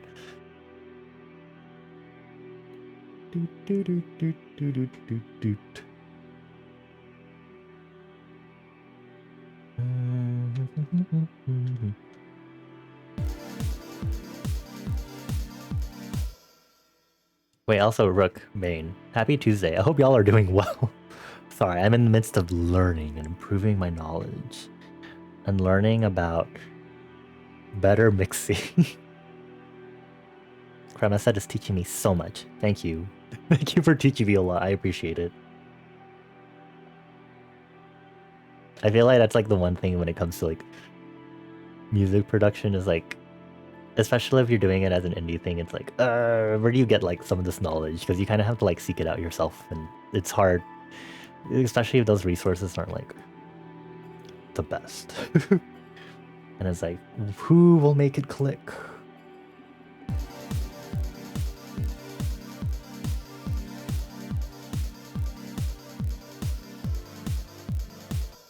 Okay, Sophie, check how this sounds right now.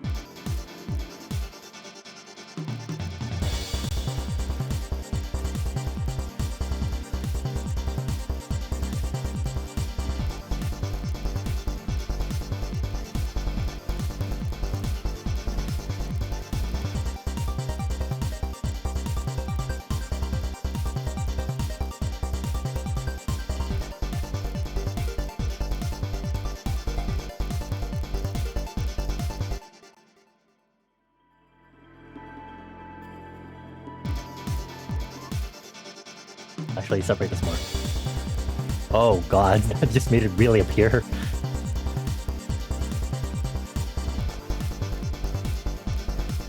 Gonna re-recognize these.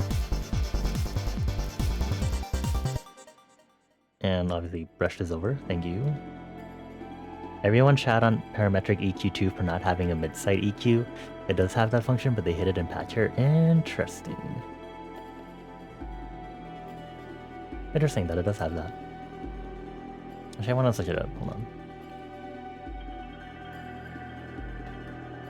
Why multi-band? Side chaining. So don't keep... Wait, don't keep harassing you for information.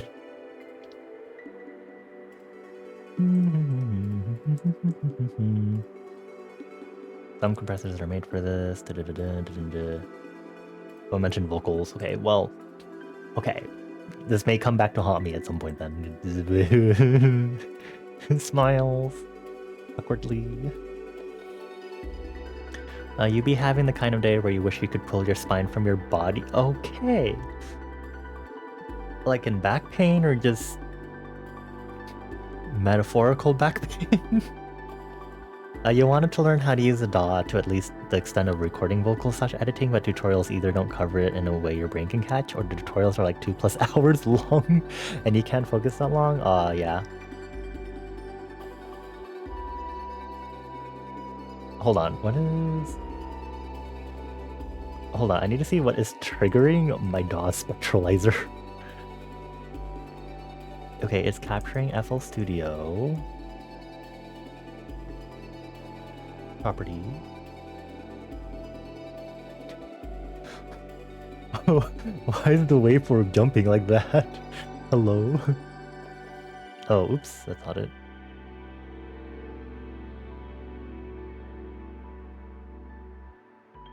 Are those chorus artifacts? Is it?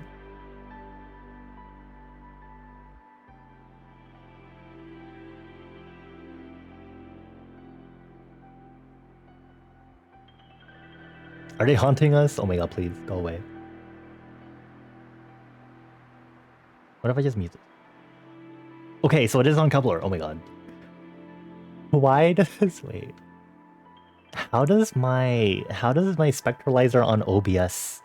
What the fuck? Because I don't see any indicator on my mixers or anything that there's any noise happening. You feel dumb, but it's just like super daunting, so mad respect. Okay, look, Rook, it took me like 10 years to get to the stage of understanding how to do this, and I'm still learning stuff, so you know, it takes a while.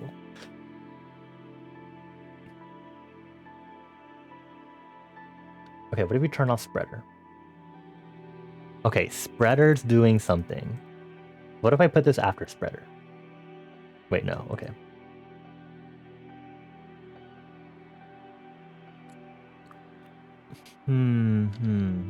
Okay. Do I need to put another limiter after this? Limiter. Ceiling. Threshold.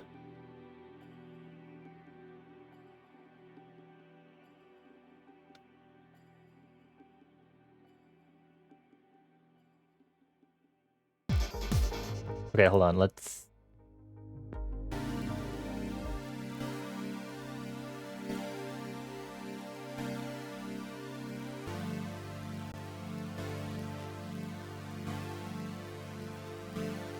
And I'm also gonna close plugin windows to make this easier for me.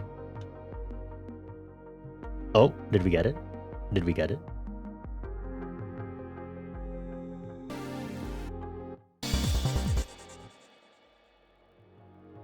We got it. Okay, Slay. Good job, team. Good job, team. How would I notice that outside otherwise, though? Now I'm going to be a perfectionist and be like, my artifact. Destroy them. Oh. I'd rather be haunted by the 808 cowbell, thank you very much. Please. Body be perpetually crunchy and you need to be crushed by Sisyphus's boulder to set it.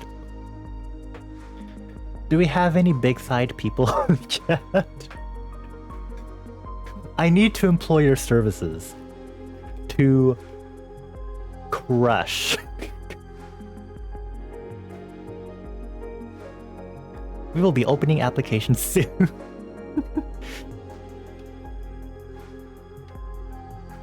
Personalized massage experience. Okay,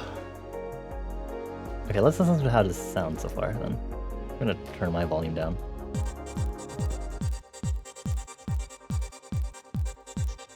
I forgot the granular sounds like that.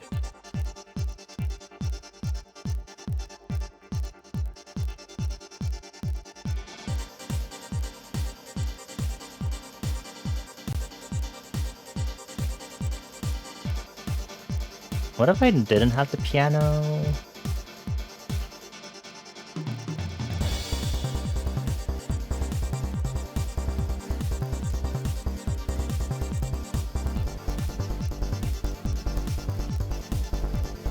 Because these are kind of occupying similar bands. I do like that, actually.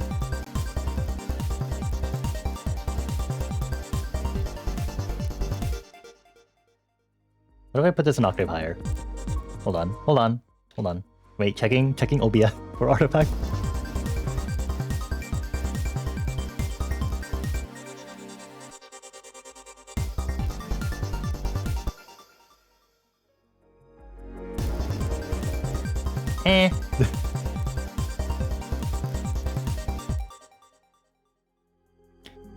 Your spine when you're making music, gaming, and drawing. No! Fix your posture! What is mini meters? Mini meters. $10. Simple audio metering for audio pros. Why is that on Itch.io? The fuck? Hold on, let me look at this. Ooh, pretty. Ooh. Wait, actually, this would be nice. This would be nice. Because I don't know if FL Studio really has one that just allows me to just stare at the spectrum by itself. This would be cute.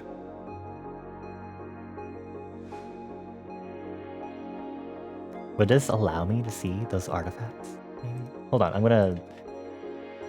Who wants to give me $10? I'm just kidding. Don't. Don't actually. Give me $10 just to get this. I'll probably get it though. This is silly. It's haha hee hee. Why not?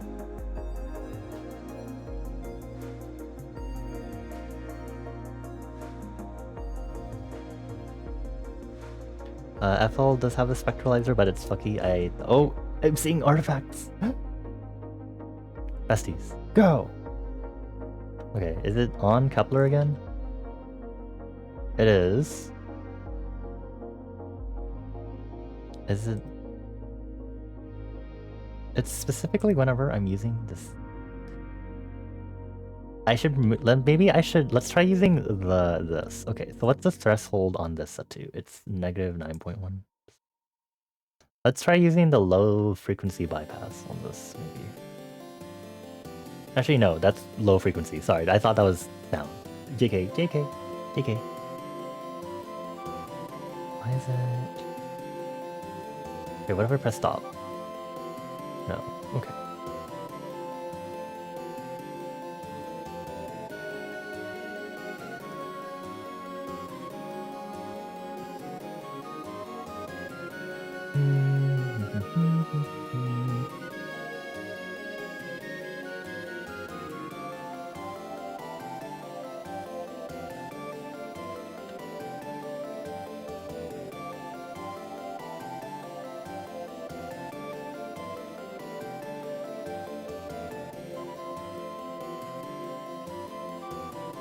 I like how that just solved our problem.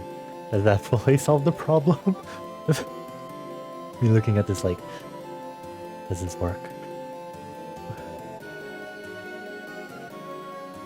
Is that why? Is that what it is? Are we? Am I stupid? Ugh.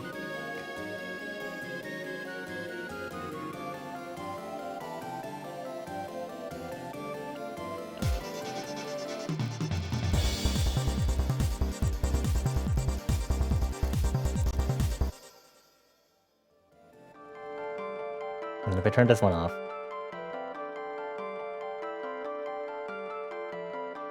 Okay.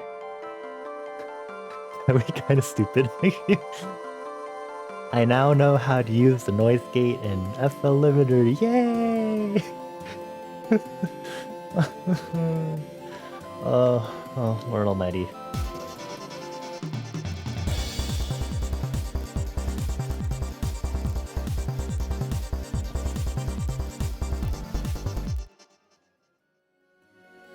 Okay.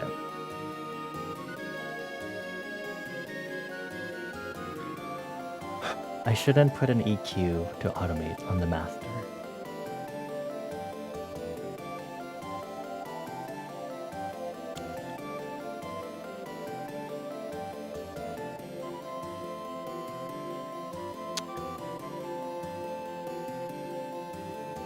I shouldn't. Usually use kilohertz gate so you wouldn't know. No worry. It's okay. It's a learning process. Learning every day.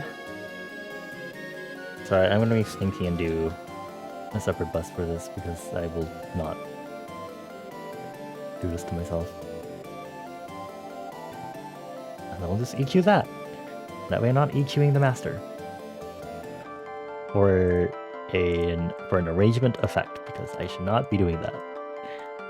I will establish protocol for myself and be nice to how this works. Am I on the newest version of FL Studio? I should be. Hold on, I'm gonna do this. It's gone! Okay, let's see. Product information. Oh, that just opens which one I have. Yes, I have signature bundle. Thank you. Anyway. Where are... Okay. Producer edition 24.1.2 build 4430. It's currently 2024. I don't know if that's like the most updated one though. It better... I hope it's updated. It should be set to check for updates. Is V24.1.2? It's not. Fucker. I know it updated a while back, but this beach. Okay.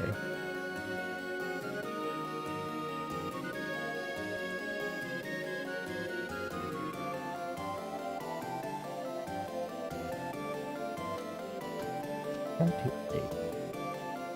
Am I stupid?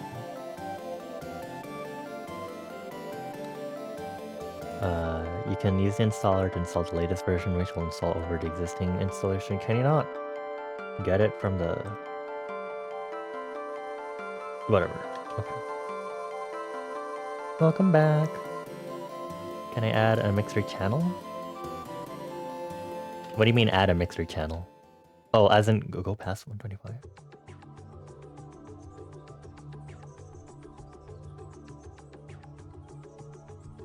I'm not seeing a thing to do that. I'm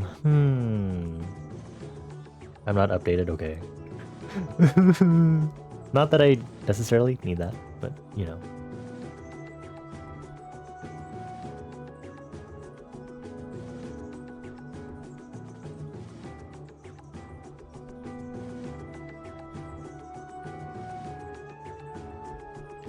Double checking y'all little bitches, okay. Okay, I'm waiting for my memos. Update a full studio Lamau. You can go up to 500 mixers? Holy shit. I don't need that many. It's kind of funny, when I was first using this program, I was like, is there a way I can decrease the number of playlist tracks and mixer tracks until I need them? Can I go down from 125 in the new update?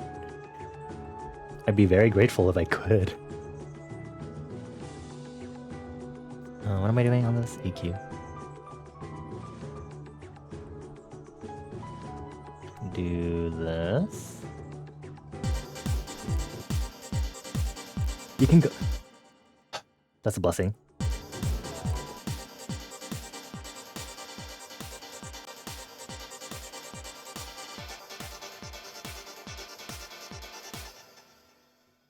Okay.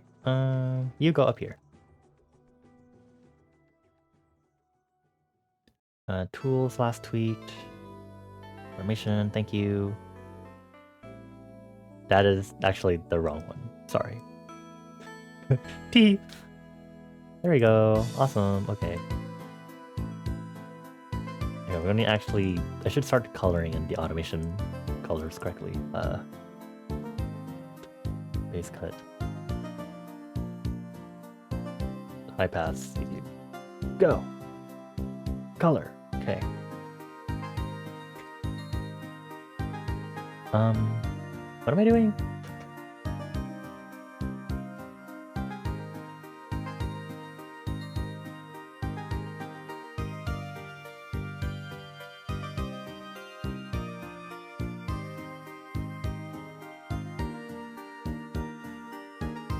Hold on, I know how to do this. Me learning that I can do this, weird.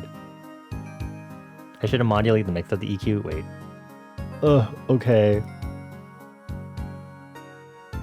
Should I be mixing... Wait, what?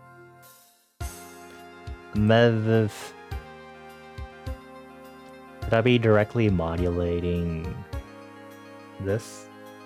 It'll generate phase canceling if you do that? Oh. Interesting. So should I be directly tweaking these parameters instead, like this? Wait, where am I?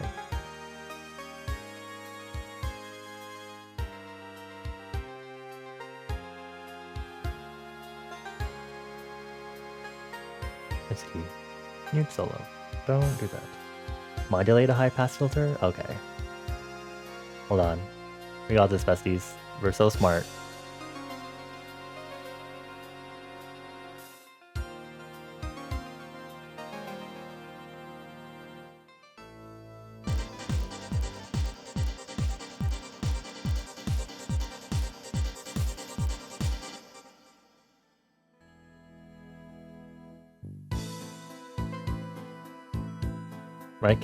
Right click on the EQ point.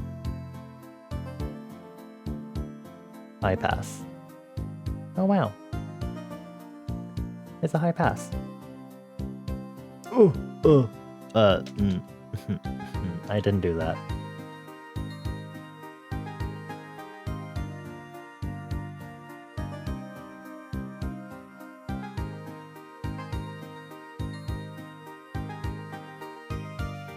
Wow.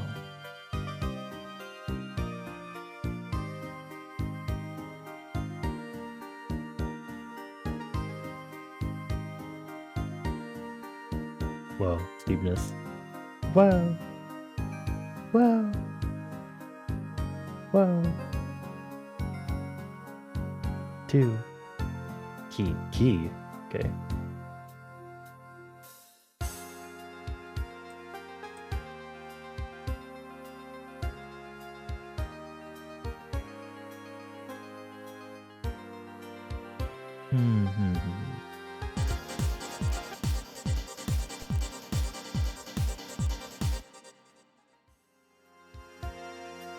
Should I be modulating the frequency position of this? Well, it's been tweaked now. So they can play with that. Tools. Last tweaked. What are we doing? Create automation clip. Oh, why the green? Do that.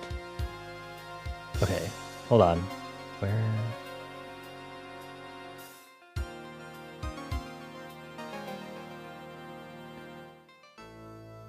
This is one of those things where I'm like, I don't know what the best thing to do here is. It's actually, oh, it is at 0. Wait, this is going to be so intense. Please.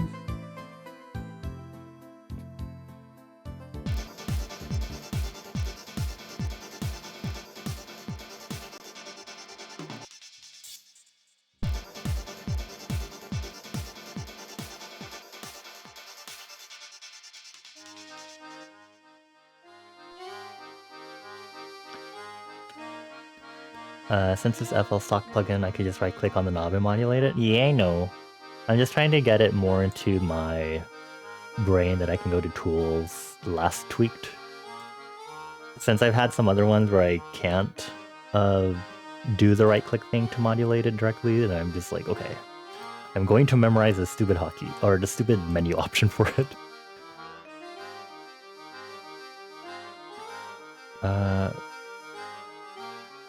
What is happening?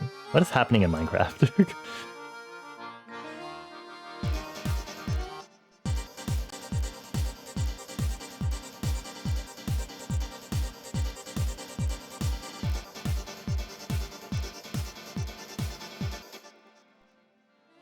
Is this thing really gonna fight me?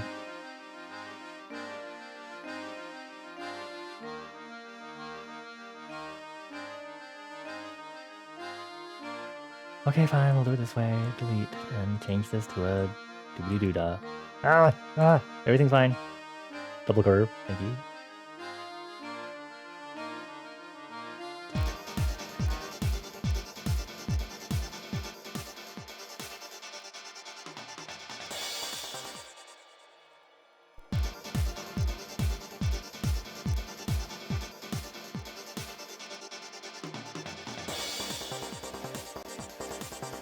That sounds really funky.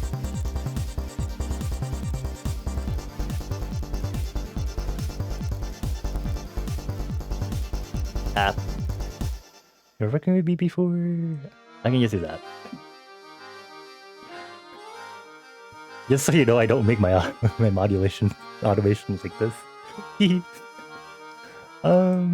I've been doing it mostly the hard way, editing it within this, which has not been fun for me. Why does this feel so incorrect? It's not. Honestly, I also hate using this automation editor, so I don't know why I'm... I use the automation editor instead. Also says I hate it. God.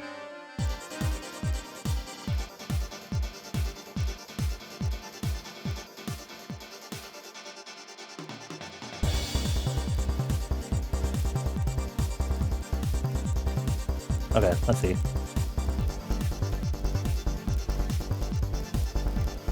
I think the square ARP I'm going to turn down.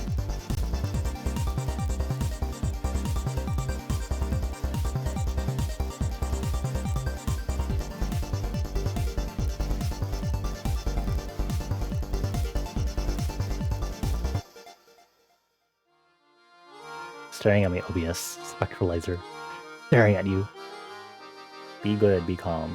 Be sane. No noise.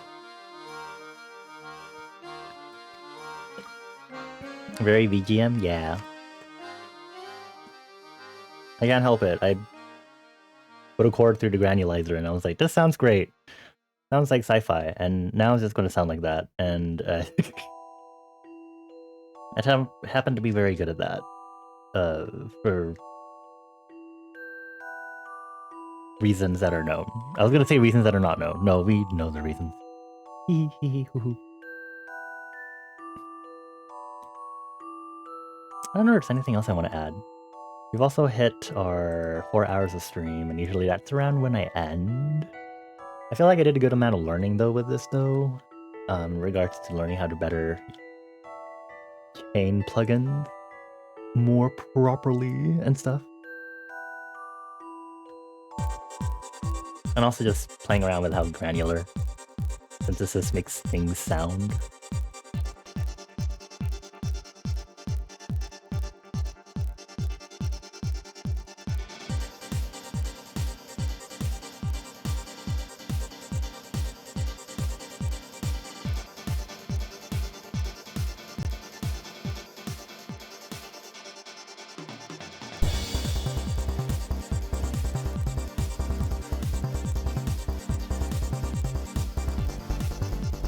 Hold on, I want to see where this frequency is going. Really quick. Where are you? Okay. We can bring you down a little bit. A little more. Okay.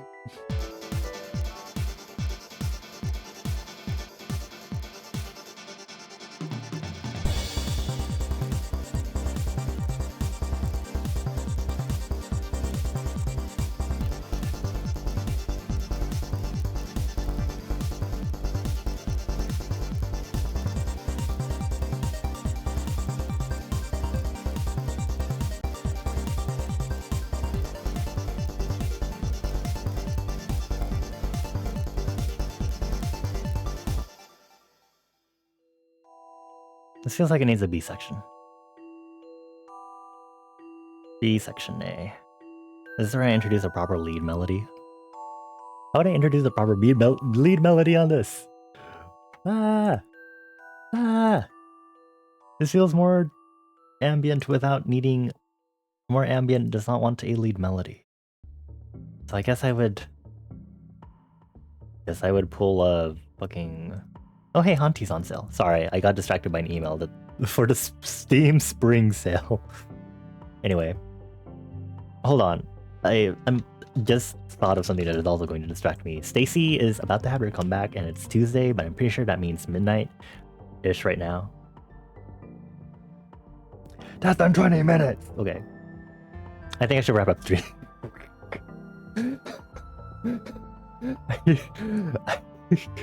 I cannot go to sleep yet until hearing this comeback. Sorry, I'm so normal. I'm fine. I'm sorry. Okay. Well, thank you all for chilling with me. This is very fun. Using a resulting thing. I still have to figure out some better ways to use granulizer to do some silly stuff.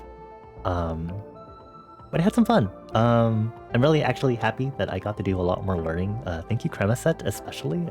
Really appreciate it. If y'all don't know, Cremaset makes their own cool, super cool music. Let me know if you have particular pronouns also, by the way. Super good at dubstep and stuff. Check out their SoundCloud and their Spotify. Very helpful in teaching me better to see him. Thank you for letting me know. I appreciate it.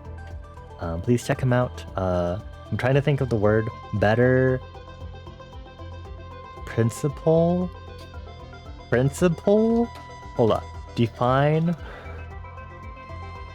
Now I'm getting theory, fundamental.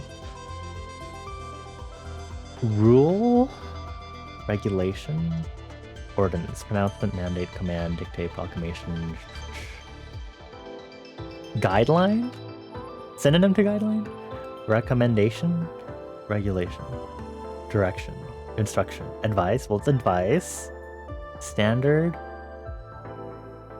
What's the term I'm looking for here, y'all?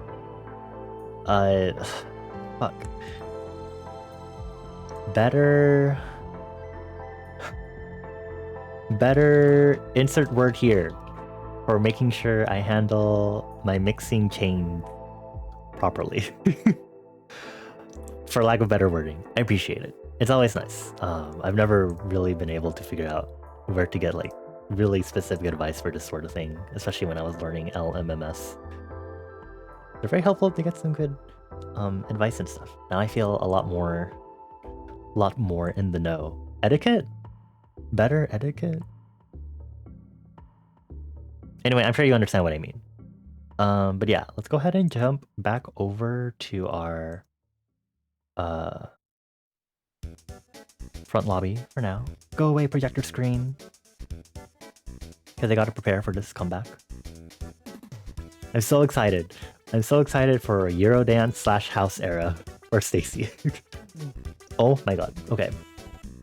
Anyway, thank you all for chilling with us here on Music Monday and for hearing me blabber about different sound design synthesis methods and all the types, and us talking about VST plugins and everything. Well, not really. Sorry. You enjoy the knowledge. It will come back to haunt us. Anyway, we're gonna do an outro. Thank you everyone for chilling here. If you've been lurking and maybe you don't already follow and you like the vibes, maybe consider following. I give you all forehead kisses as always. Mwah, mwah, mwah. Waiting for the next message. I only post about my streaming schedule on Discord, so if you really care about when to know when I next stream, you should join the Discord server. But otherwise, my standard streaming schedule is Monday, Tuesday, Thursday, Saturday, same time, usually each day on each of those days, 8:30 PDT, because right now the States is in Pacific Daylight Saving Time. Or, sorry, the States is in Daylight Saving Time, so that means Pacific time zone is Pacific Daylight Saving Time. Anyway, if you want to check out our art and music, you should check us out on social media so you can get links to our Blue Sky, our Tumblr, our Bandcamp. And if you'd like to check out some of our silly coding projects right now, make sure to explore in chat. I got a snowflake. What else do I have in my inventory? I have 7 snowflakes. I can sell 4 of those for money. And as always, make sure to get your daily stamp so you know how many streams you've been to. 245. I think there might have been days where I didn't get my own stamp for my own streams for a lot of variety, for a variety of reasons. There we go. That's proper reading. Thank you very much. Dubstep. Thank you for getting your first stamp, Cremeset, and thank you again for all the advice and all the help and stuff. It's very helpful, very needed. I feel a lot more confident about mixing it.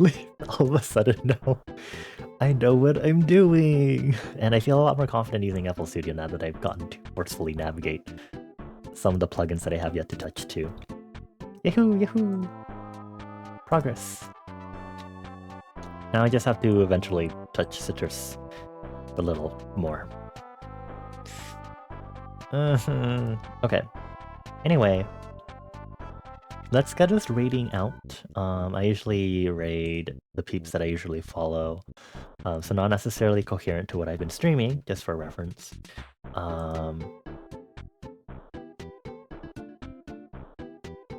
Okay, my Twitch isn't loading a chat module. I would like to be able to chat in said chat when we raid over. Imagine I can't even send my own raid message or chat with with JP after we raid. It's like, hi, can't chat with you at all, so I'm just gonna use my psychic abilities and use telepathy and hopefully you get my message. Thank you. Anyway, we're gonna raid JP. We raided him recently, but we're gonna raid him again. JP is finishing the story for Monster Hunter Wilds, if you've heard about that game. I think it's the new one. So we're gonna go ahead and raid JP. If you don't know who JP is, Nebukeru. He is a cool artist, a cool live 2D rigger also. Been known on the Tumblr art community for a while, I believe. Very cool Twitch partner. A good friendo. And of course, for JP, we have a customized raid message, and I should probably get updated raid messages for everyone at some point.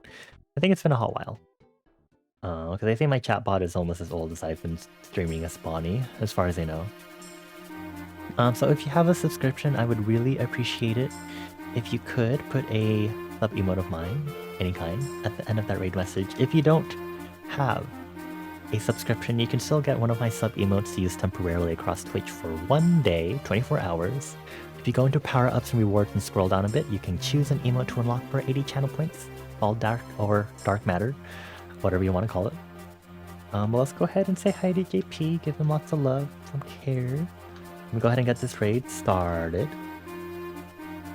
Thank you, everyone. I hope you all have a good rest of your week. I will see you all tomorrow night. I will be working on art, going to be working on some fan art. I think I actually have a target for once. That's what I want to do fan art for, which is really weird because that rarely happens, I feel. And I'm like, it only happens on like chance occasions too. Anyway. Thank you everyone for being here. Thank you Valerie and Rose for the raids also. And thank you to Mika, Zal, Jitterbug, Onyx, Eva, Valerie, Don Tigre, Dark, Cremaset, Hooli, Rose, Bane, and Rook, and anyone else that was lurking. Maybe didn't make their presence known. We appreciate all lurkers as well. And now we get to stare at each other while we wait for the raid to go through. I hope y'all have some good plans for this week, because I don't think I do.